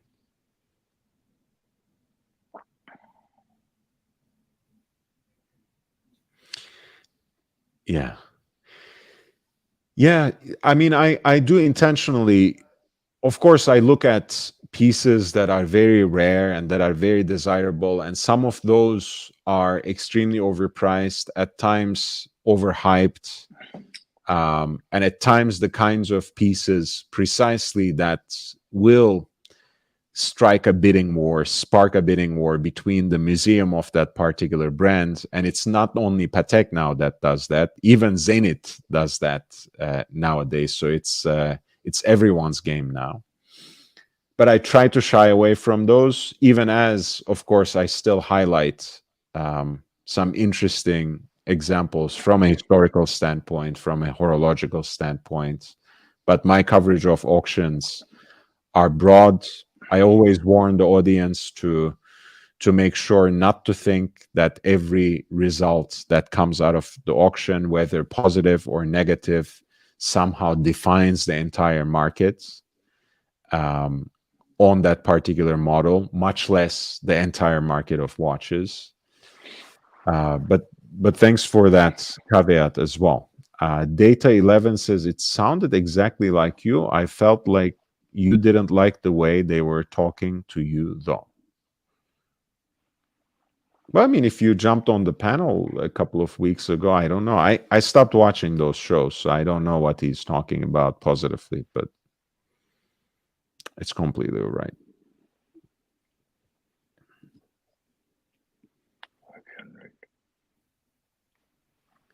How you been doing otherwise? Good. It's look, it's difficult. Let's look ahead, because you mentioned the issue of what will be the future.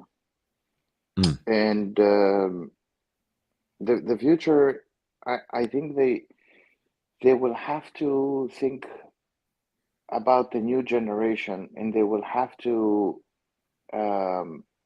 innovate in a different way. They have to maintain their exclusivity, but the problem is that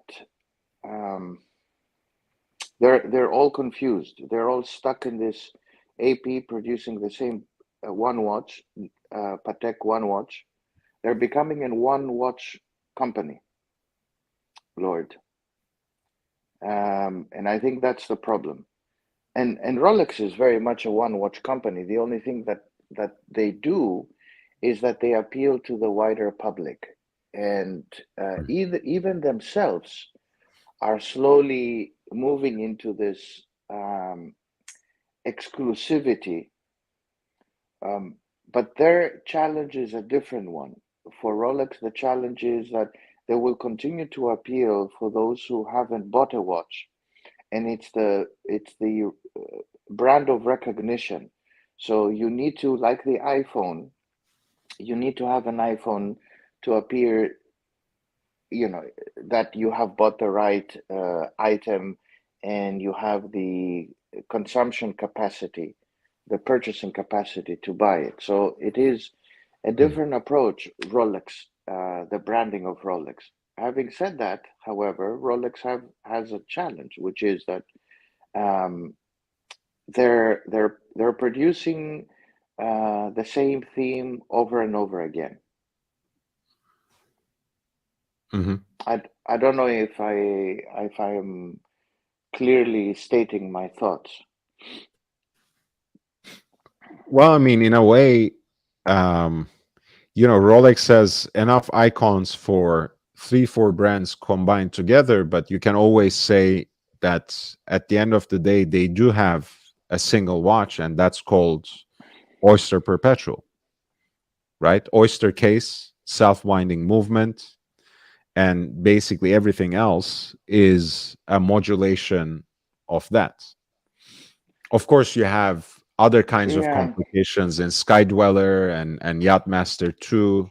And of course, you have an in house chronograph since 2000, but everything else is basically the same thing over and over again. If you want to take that perspective and shine the light on Rolex as well, uh, that's exactly it. yeah. Or I would say within Rolex, I think the problem they have the Nautilus of Rolex is the Daytona, and the identity of Rolex is the professional submariner model, um, or the date for for the opulent, right? Um, I think it's the look. The Rolex look is the identity. It's the Cyclops. I think this is their bet. Their biggest bet was the look of the watch. Mm. The the Cyclops with anything else that goes around that, and next to it is the Submariner within the professional line. Once you get hooked with Rolex, immediately the next thing you go is, oh, I want the Daytona, which is the most coveted, wanted watch within the Rolex line. I mean, by the way, the mechanism is nothing to call home about, huh? I mean, Daytona is not, wow, huh? As a mechanism. Yeah, I mean, look, there are not many brands at this point in time that do real technically innovative work in the realm of chronographs. I mean, even even if you look at Lange's datograph, its merit is not in technical innovation. Its merit is in the design architecture and the artful finishing of the movement, right? The way that the whole thing coheres and gives you basically a visual feast through the exhibition case back. Otherwise, what you have is a column wheel, horizontal clutch, flyback chronograph system. It's not something from the 22nd century, huh? It's it was available in mid 20th century as well. So not much ground has been covered except for certain things that Agenhau did, and de Bethune did with chronographs. Um, so I'm not gonna hit Rolex too hard on the Daytona, because at the end of the day, 4130 does what a self-winding integrated chronograph movement should do, and nothing more and nothing less. Yeah, as data 11 Hmm. says quite correctly, it has been proven and tested. They won't get out of that venture. And what they do is every 10 years they produce a crazy watch, right? They produced in the Yachtmaster 2, which was they can afford to produce such watches because one, people will buy it. Two, they have the capacity with the machines, the CNC machines, to produce such a watch. They produced after that the Sky Dweller, which has gone crazy. I don't think it was expected that it would be hugely appealing to the collector community. And last year, in April, well, earlier this year, they produced the left hand GMT, whatever, the upside down watch, I call it, which they can afford to do it.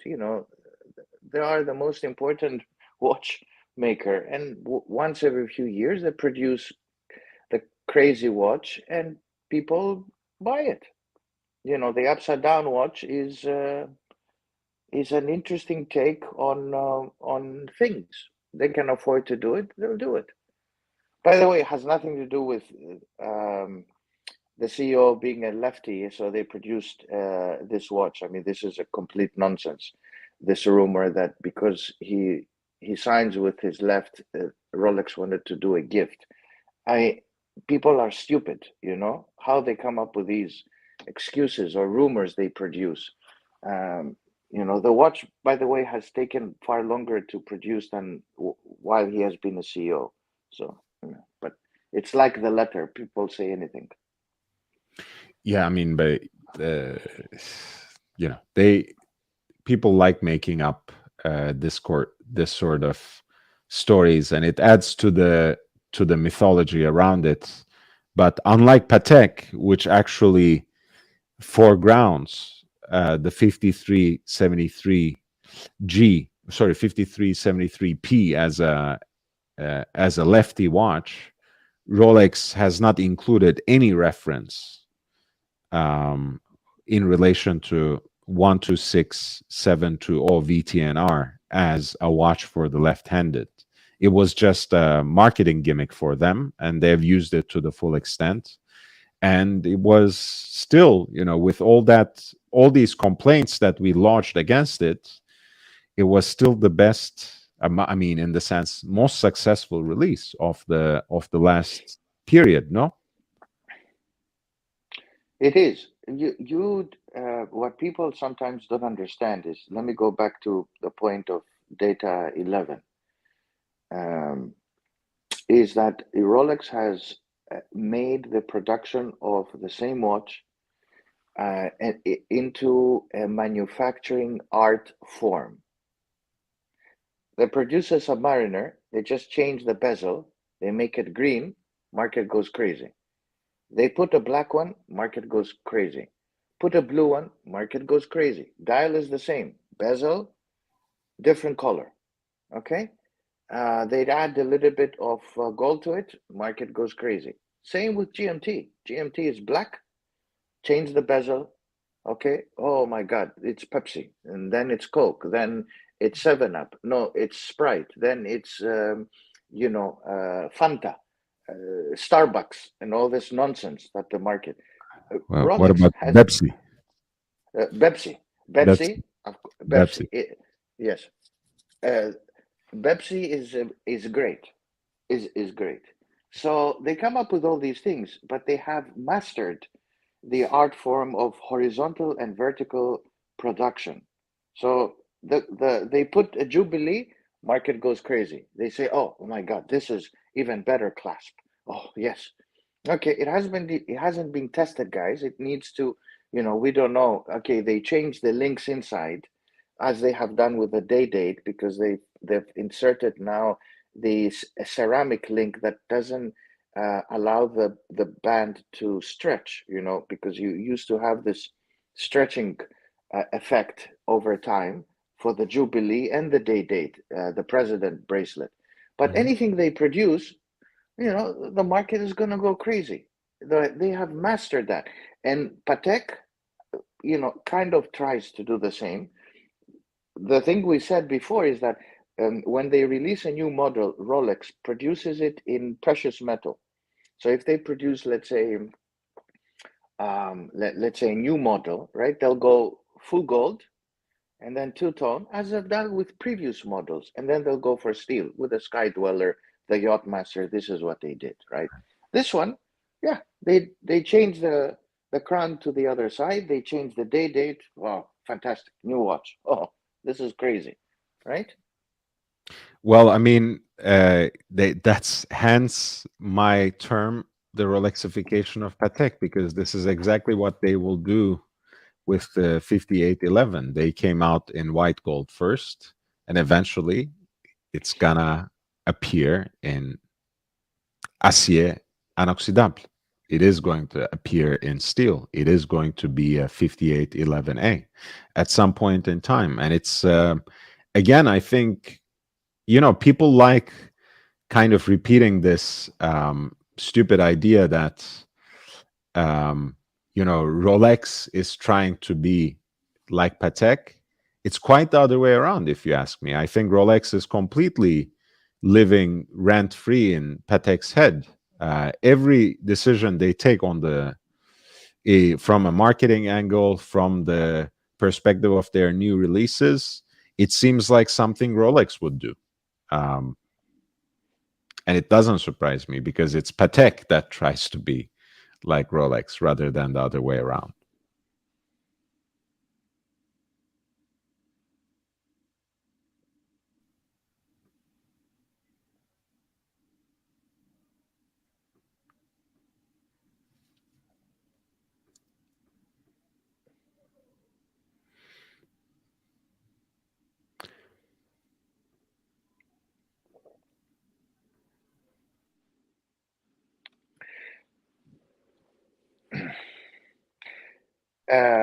Just a comment to Data Man. I'll call him the Data Man,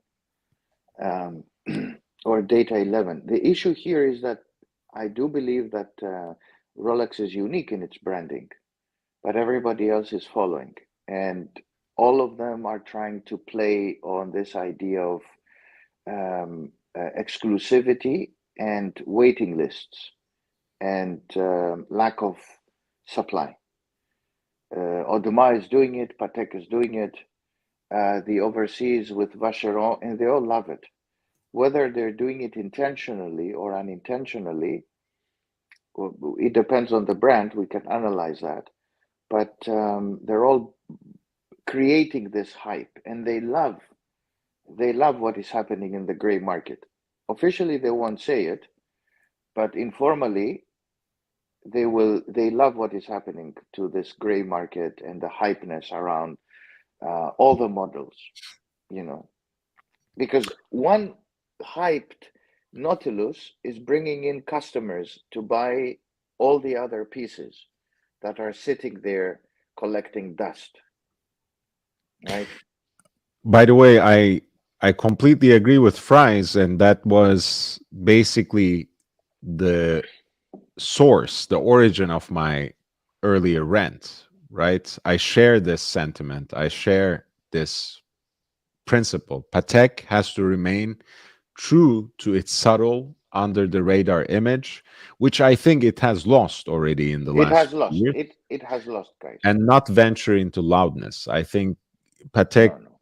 under the stewardship of Thierry Stern, has become quite the opposite of what you're describing there. What is the image that we have held in previous generations? It's a different game now. It's a different brand.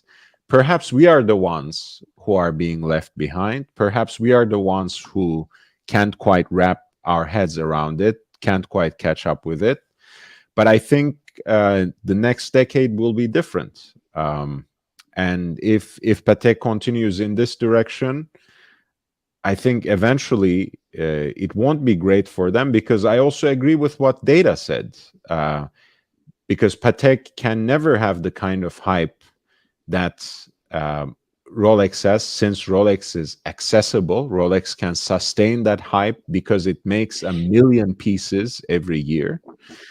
Other brands are more exclusive, so they can benefit more from the scarcity of their models, from a certain exclusivity, artificial or not. Patek needs to continue on that lane of technical innovation that is packaged in simplicity, beauty and simplicity.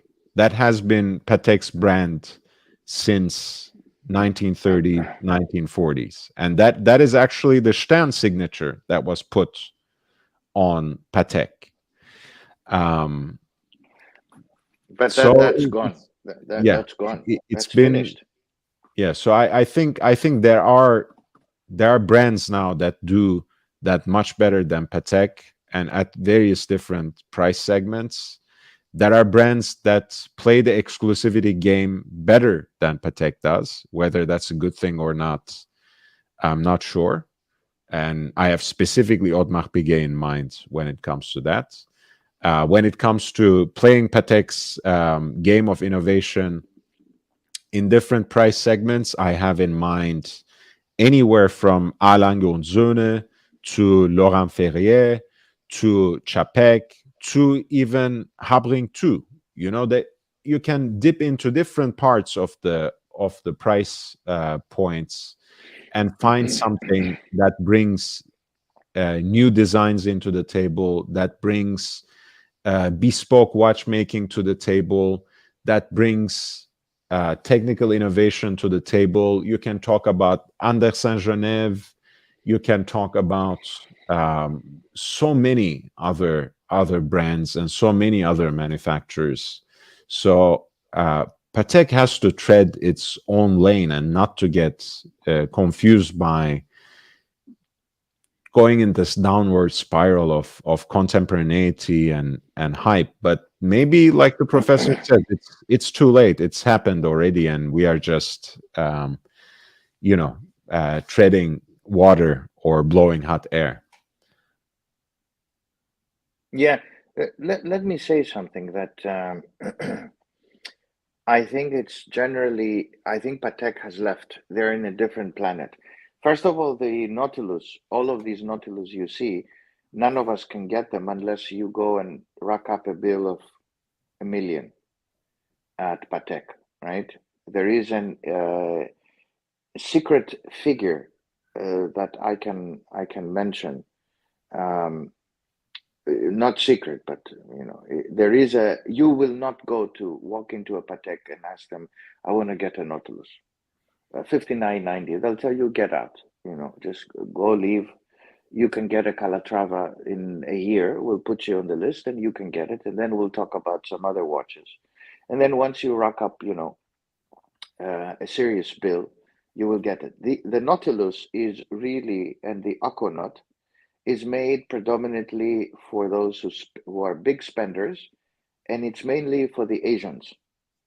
So I just want to state this for those who are sleeping and Well, I are mean, dreaming of a Nautilus. If you go, I'll take it because it is that's a good. I personal. mean, that's okay. It's not to Yeah, me, that's not a problem. The problem is, again, the fact that they want to have their cake and eat it too.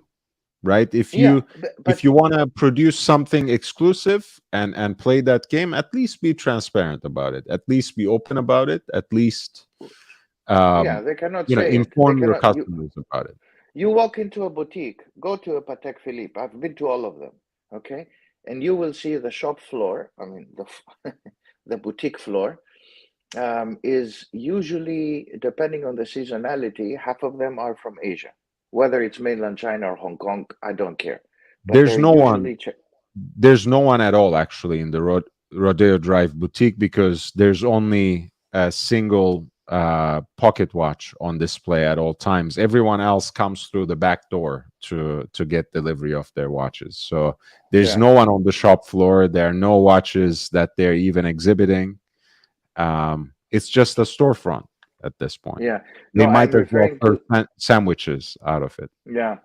No, I'm referring specifically to the one in Geneva, which is the one that I would I would go, um, and you would see that most of them are from Asia, and they're buying big ticket items. It's not your 50, 60,000 pound watch that they get, and they buy 3 or 4 of them, one, at the same time. So they're the ones who will get the Nautilus, right? Or it is the Middle Easterner who is getting, during the summer, 2 or 3 $500,000 watches, and then they'll tell him, look, we can put you up for the Aquanaut. So, this is a nice dream. This is Patek's market. Patek will get you hooked, into it. but they have their marketing strategy, which is these watches will never end up in hands of collectors or people who appreciate the brand. It will go to those who are high rollers. Now, you might say Rolex is doing the same thing, or Rolex is not doing it, it's the authorized dealer. Patek is doing it. Yeah, in either case, again, you economies of scale, it's a different kind of game with Rolex, even if the authorized dealers have made a reputation in engaging with these games, especially in the recent past. It just can't happen in the same way because these watches are actually available, both in terms of new releases and in terms of the whole archive of Rolex, right? When you have been producing almost 1 million watches now for quite some time, and before that, again, 10, 15 times more than your direct competitors, the access game cannot be the same, right? Rolex's brand has never been about extreme exclusivity and scarcity, except for certain flagship models, right? Rolex is recognizability. Rolex is brand name. Rolex is, remember those old ads? Where did you get your Rolex? It's supposed to be a Mm. conversation piece and an entry into this world of Rolex owners who are plenty, not one in a million. So it's I don't think they are competing at the same level, and it's best that Patek realizes that, because that's not it. The Rolex game is not Patek's to play. They're all selling on the exclusivity, Lord. They're all selling on, we're producing this only for you. Of course, but that's the mythology part. We are talking about Yeah. sheer numbers here. I'm not talking about the romanticism of buying a serially produced product and thinking it was made for you. That's a story. That's a bedtime story that I love, because I do feel genuinely that the root beer nipple dial that I'm wearing was somehow made for me in year 1982 before I was even born. That's a nice narrative, but we know that's something else. I'm talking about the numbers of production and the fact that Rolex is not an exclusive product. We are not talking about Platinum Daytona. We are talking about anything and everything that carries the crown on the dial. It's 1 million units, Professor. How can that be exclusive? Yeah, but at million. the same, yeah, it's a part of the marketing. I mean, Mercedes-Benz is a luxury car. How many Benzes are being produced every year? And the same with BMW and with Audi. You can say there are 8.5 billion people, so 1 million out of 8.5, it's fine. I don't know, guys. It's just part of that. And why should you wait? Why should you wait at a long queue to get a damn watch? You should try and, if you have the money, you should get the watch, right? Mm-hmm. And that's how it should be, because you should enjoy it. I mean, waiting for 9 years or 8 years or whatever God waiting time you're given for a Daytona that doesn't have a date. So you go around saying, "Oh, I have it. Look at me. I'm important." That kind of feeling doesn't bode well with a lot of collectors. And then they just, as I told you, the X generation, the millennials are going into the secondary market or the used market to get some of these watches, which is perfectly fine as well. Yeah, by the way, I love the fact that I hate chronographs that have a date. So more love for the Daytona for that reason for me, and that's why I love my more love for Zenith. Reggae Type 20 for the version that I have, which is the Aeronaval and which is how they were issued as well, with both 2 and 3 registers. They didn't have a date for the air forces of the French Navy, but that's another conversation. Yeah, I don't like date is unnecessary. Date is for, for either for people who are working around the clock or for people who sign documents on a daily basis. So I'm neither one of them. I'm not a CEO. I'm not a manual worker. Not that there's anything wrong with either one of those segments. I really do not need a date. Yeah, Shamba so let me Becker, say good something. morning. Good morning. Rolex doesn't predict the future, as you're saying. You cannot predict the future 5 years ahead of time. There is no watch company that predicts. And first, this is one. Two, you don't have people who predict. They cannot predict the future 5 years ahead of time. What they're doing is that there is hypeness and there is demand. There is demand for all these watches, guys. It's not that they're not producing the watches, but it's just there is sheer demand. And there is a new self-perpetuating myth around these watches by the fact that they are in demand by everybody who is in their 20s, like you, Data. If you are in your mid-20s, why are you buying Rolex? So your other mates at your age group want to buy the same watches. And over the last few years, it has been caused by liquidity, by the fact that a lot of young people and old people made a lot of money and they started buying watches. It's not because Rolex predicted, and Rolex cannot predict. In fact, they try to be extremely conservative. That's why they produce over and over the same watches. Or borrowed a lot of money, by the way. I don't know how it is in the UK, but here, both at the points of sale and on almost every single website, there is now an option that promises. I mean, there has been an option, I think, since midway through the pandemic, through firms like Affirm, Klarna, and similar things that give you 0% APR, at least for the first few months, and allows you to pay with money that you don't have. Actually, PayPal Credit does that as well. So, in fact, a lot has happened during the pandemic where people have bought watches with money they don't actually have as well.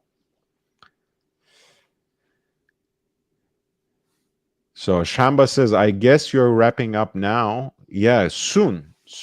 Maybe we'll go for another 15 minutes unless someone encourages us with some super chat. But I think we are wrapping up in about 15 minutes. Data says, I don't believe there's as much demand as they make it out to be. Well, these watches go somewhere. They just don't keep them in a garage and then they sell them slowly. There is demand, guys. There is real demand because there are a lot of guys like you, okay, in general, the plural you, that has money to spend. What has happened to the global economy over the last 12 years? Cars have gone up, homes have gone up, stock markets went up. Okay, now they went really down. Okay, so all of this money, liquidity, when you have a lot of money, what happens to assets? They go up. So naturally, watches was one of those items that was perceived also as an investment. So when Well, people got into this, it went crazy. more there are now, within the global market for watches, there are now millions of new people who are interested in buying watches. And within the Yeah, traditional customer base of watches, there are more people now who can afford luxury watches. So the market has grown exponentially. The hobby has become more and more mainstream in the last 10 years. But really, ever since the ascendance of the internet communities and new outlets, and ultimately, uh, you know, the demand does outstrip the production, especially when it comes to certain models. Now, there is a certain bottleneck when it comes to authorized dealers. I do believe you that Rolex isn't holding these watches in their personal No, the authorized gold, dealer. Authorized dealer is Goldfinger holding. Yeah. vaults, but the authorized dealers do sit on Yes, yes. watches and Of course. create artificial scarcity. I do agree with data on that point. Shamba Basher, thank you so much. 179 pounds sterling. Sorry I missed the show. No worries. There will be something for you for sure. Let me know if there is anything that you want me to address now or tomorrow. You have everybody under the sun looking for the same watches that all of us are looking, all of you are looking. You cannot believe you go to an authorized dealer anywhere where I am, and I sat down many times, and he would tell you, or she, they get, let's say, 10, 15 Submariners a year. The waiting list they have on that Submariner is 6 years long because people, come in and say, I want a Submariner or I want whatever. And the hypeness that has been created, it's because of all the things that you, Lord, said, and all of you that think, the crypto, the stock market, the liquidity, the low interest rates, the perception of this is an investment. You're never bound to lose money. You will never waste, your good money. Inflation is coming. Another stupid thing that was said: inflation is coming. Okay, buy watches. Okay, so listen, we're getting into a recession. So these are recession-proof, investments. So this is horseshit. I've never heard in my life such horseshit, that watches in a recession are recession-proof. And by the way, I heard this from ADs. Oh, Professor, if you buy this watch, it's gonna be investment-proof, recession-proof, right? The whole world is collapsing, right? I mean, we have stock markets and stocks falling by 50, 60, 70%, okay? But the watch is recession-proof. Let me ask you something. When people lose their jobs, where are you going to sell the watch? To who's going to buy? Where's the market? I mean, look at all these gray marketeers who are producing fake letters from Rolex in order to sell their shitty stock. So all of this put together created the hypeness, right? And people have sheep mentality. You all guys listen to the same shit. I do the same, and we all end up buying the same thing. That's casino capitalism, unfortunately. Mhm.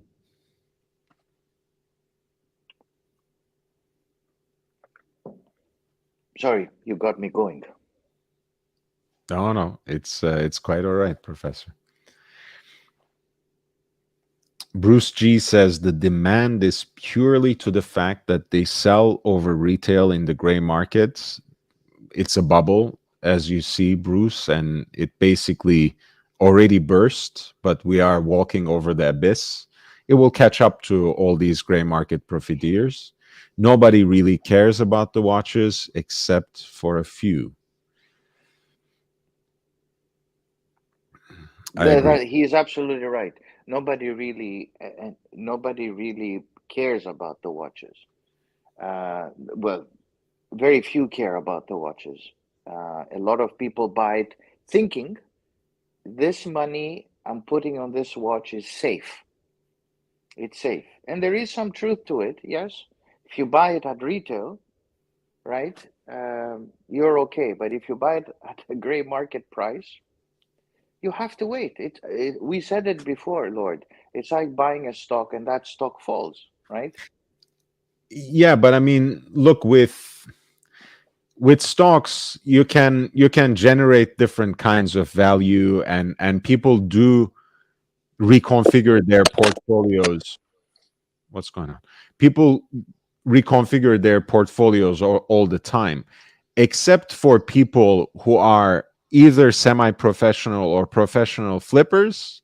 When people buy into a watch, and you are the one who reminds our audience of this time and again, you don't always end up buying at retail or at the lowest point of the market and then sell at the highest possible mark, right? Because if you're trying to sell to a dealer, they will make you a whole laundry list of why your watch is undesirable, even though they will market for twice the amount when they turn around to sell it, right? When you sell one-to-one, again, you list it on Chrono24, you list it on a forum, you list it on eBay. You don't always get the price you want. At the end of the day, you end up paying some sort of commission, and finally you end up actually selling it for just a little more. And at any rate, the $6,000 you paid, let's say 10 years ago, actually are more like $10,000 now, because the sandwich you were buying for $6, the lunch you were eating for $5 is now $25. I mean, don't get me started. So there's the whole idea that watches are actually investment grade assets and that they somehow make you money by just sitting in a case. It's mostly an illusion. It's like you said, it's part of casino capitalism. This is the idea that you go into the casino and you win rather than the house. And it's the idea again that really, I think, takes the wind out of the sails of the authentic collector. The sharks always find a way to thrive. They always find a way to keep swimming. People who are trying to build an honest collection with the limited budget they're working with, if and when they follow these trends, they fall onto difficult times, whether financially or simply from the point of view of their enthusiasm. It exhausts itself, and it's sad to see. And let me add to this is that you guys who are younger, much younger than I, do not believe that this is. First of all, this is not comparable to stocks. The watch industry, the watch market, if I write a paper, is a rigged market. It is not transparent. It is not made to be transparent. We think Rolex is producing 1 million watches. Is there proof of that? No proof. Okay. Is there proof of what Patek produces? Nobody tells you precisely. The export numbers of the Swiss Watch Federation do not reveal. A publicly quoted company like Omega doesn't reveal how many Speedmasters they sell. So it is from the beginning a rigged market. So don't compare it to stocks and say, oh, this is like having a stock. It's an asset. It is a rigged market. And you're trying to get into it on the basis that you have limited information. It is purely inefficient. And the market is rigged because the buyer and the seller in the gray market are few and collusive. So if you don't want to understand that, you need to go back and read your basic principles of supply and demand, and then go and look at the market. So whoever tells me that this is an investment, it's like a stock, they need to think again. Sorry to say, but they haven't gone haven't read a book. Let's begin with that, because you don't have to go to university to learn these things. These are basic principles in life. So when they compare stocks to, and I'm not saying that stocks are all great and you should only buy in stocks. No, I'm not saying that. But when they make the comparison that this is an investment, well, an investment needs to have information, and we don't have enough information. We just go around thinking this is Chrono24 is the New York Stock Exchange. This is the benchmark. And again, even if we did, right, unless we as collectors either treat our entire collection as an investment. You never wear them. You always keep them in boxes in new old stock condition, preferably stickered and whatever else, and actually just flip them whenever there's an opportune moment in the market. But how will you know? Like you said, we are deprived of most of the information. And two, it's not like stocks, because the value that you can derive from the watches while you are holding them in your possession is only by wearing them. There's no other way. You can't use your watches to finance a mortgage, for example, right? You can't use your watches to show it as an asset to buy a partnership in a company. Watches are not a stock portfolio, right? Tell me things that you can do when you actually have a decent investment portfolio, Professor. Can you do any of these with even the most respectable, the most unique, the highly curated watch collection in the world? Can that compete even with an average stock portfolio in terms of actually providing investment value? Well, you can look. I mean, it all depends. Let me step back and No, say no, why. no theoreticals. Just a simple answer. Can watches in the box do the things that stocks in an investment portfolio can do in terms of generating value for the person who possesses them? If there are specific watches, yes. How? When they're sitting in the box, When they're without sitting in selling the them, box, yes, without selling them. yes, it has a certain value, right? No, but what can you do with that value? You can sell it at a later point. That's what I'm saying. You cannot, you cannot use your watches to say, hey, I've earned such and such money. It's not like stocks. It's not. Look, let me say, just You to have to simplify get it. rid of them Yes, the to liquidity is not there. it's not there. The I'm liquidity is asking not that there. simple question. Yes, the liquidity is not there. But let's also, I don't want to go to the extreme and say that if you have it in a box and you have certain brands, right?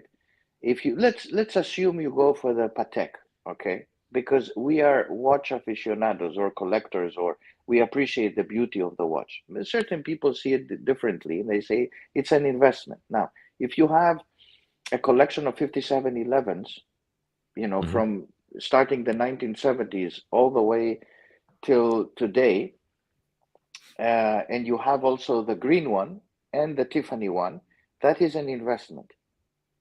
That is an investment. Okay. Sure. Now, is it liquid? No, you need to go to a special dealer. You need to know that space, and you need to, sell those watches. But it has retained value. Now, does the Submariner have the same value, retained value? Well, if you wear it, no. But you're made to believe that it has a value. The value it has, it's at the point of selling that watch, not at the perceived mythical price. It's like having stamps, right? Not all stamps are the same. People collect Exactly. stamps thinking that, oh my God, or I collect whatever, vases, or I collect cars. Car collection, watches is an asset, but it is not a stock, right? It is an investment only for certain brands and only for certain models. And If you and have it, and only when you sell them, because as Shamba says here, again, a very simple point: you don't get a dividend on watches, no, you don't. right? It's they, not a they don't stock. have the same kind of liquidity as a stock. Watches in a watch box are not an investment portfolio. Whatever you think is to dump those watches data 11, you're certainly not grasping the level of conversation that we are sustaining here. But hey, it's all right. Maybe when you write in capitals, it will help you. No, as I said, if you have 5711s in a box and you have accumulated them, collected them, you don't wear them or lightly worn, it is an asset. Of course, It is but a, it it is an asset. do you have a box of 5711s that I don't know No, about? no, I have zero. I have zero. Okay, and the watch industry capitalizes on the myth that this is what happens to if you're a little guy and you buy your little sub. Okay, you're having money in the bank. Yes, but you're wearing it. Oh, but you can sell it too. Okay, fine. I buy that notion, but it's not a stock. We're comparing oranges to apples. It's not a house. The housing market is a very different market because it is a fundamental unit of an economy. If the housing market collapses in the US, the entire economy is going to collapse, guys, because it's related to banks and people's value. People's value is created by home and stocks. Usually it's home, right? That's why people take a second mortgage. Now, you go to a bank and say, I have a bunch of Patek Philippe's. They'll say, okay, go to your private bank and let's see, right? But you're not going to get the same kind of, let's say, liquidity and offloading as you will get with a home. But it is more recently classified as an asset. But in the mainstream, it has been mythicized as stocks. And all I'm saying is that this is pure horseshit.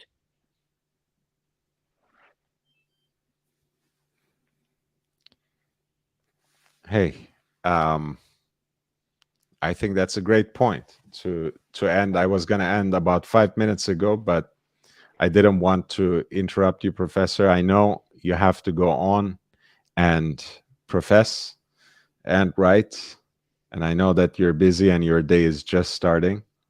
So get your thinking cap on as you just did, and I look forward to reading your book. You're almost done, right?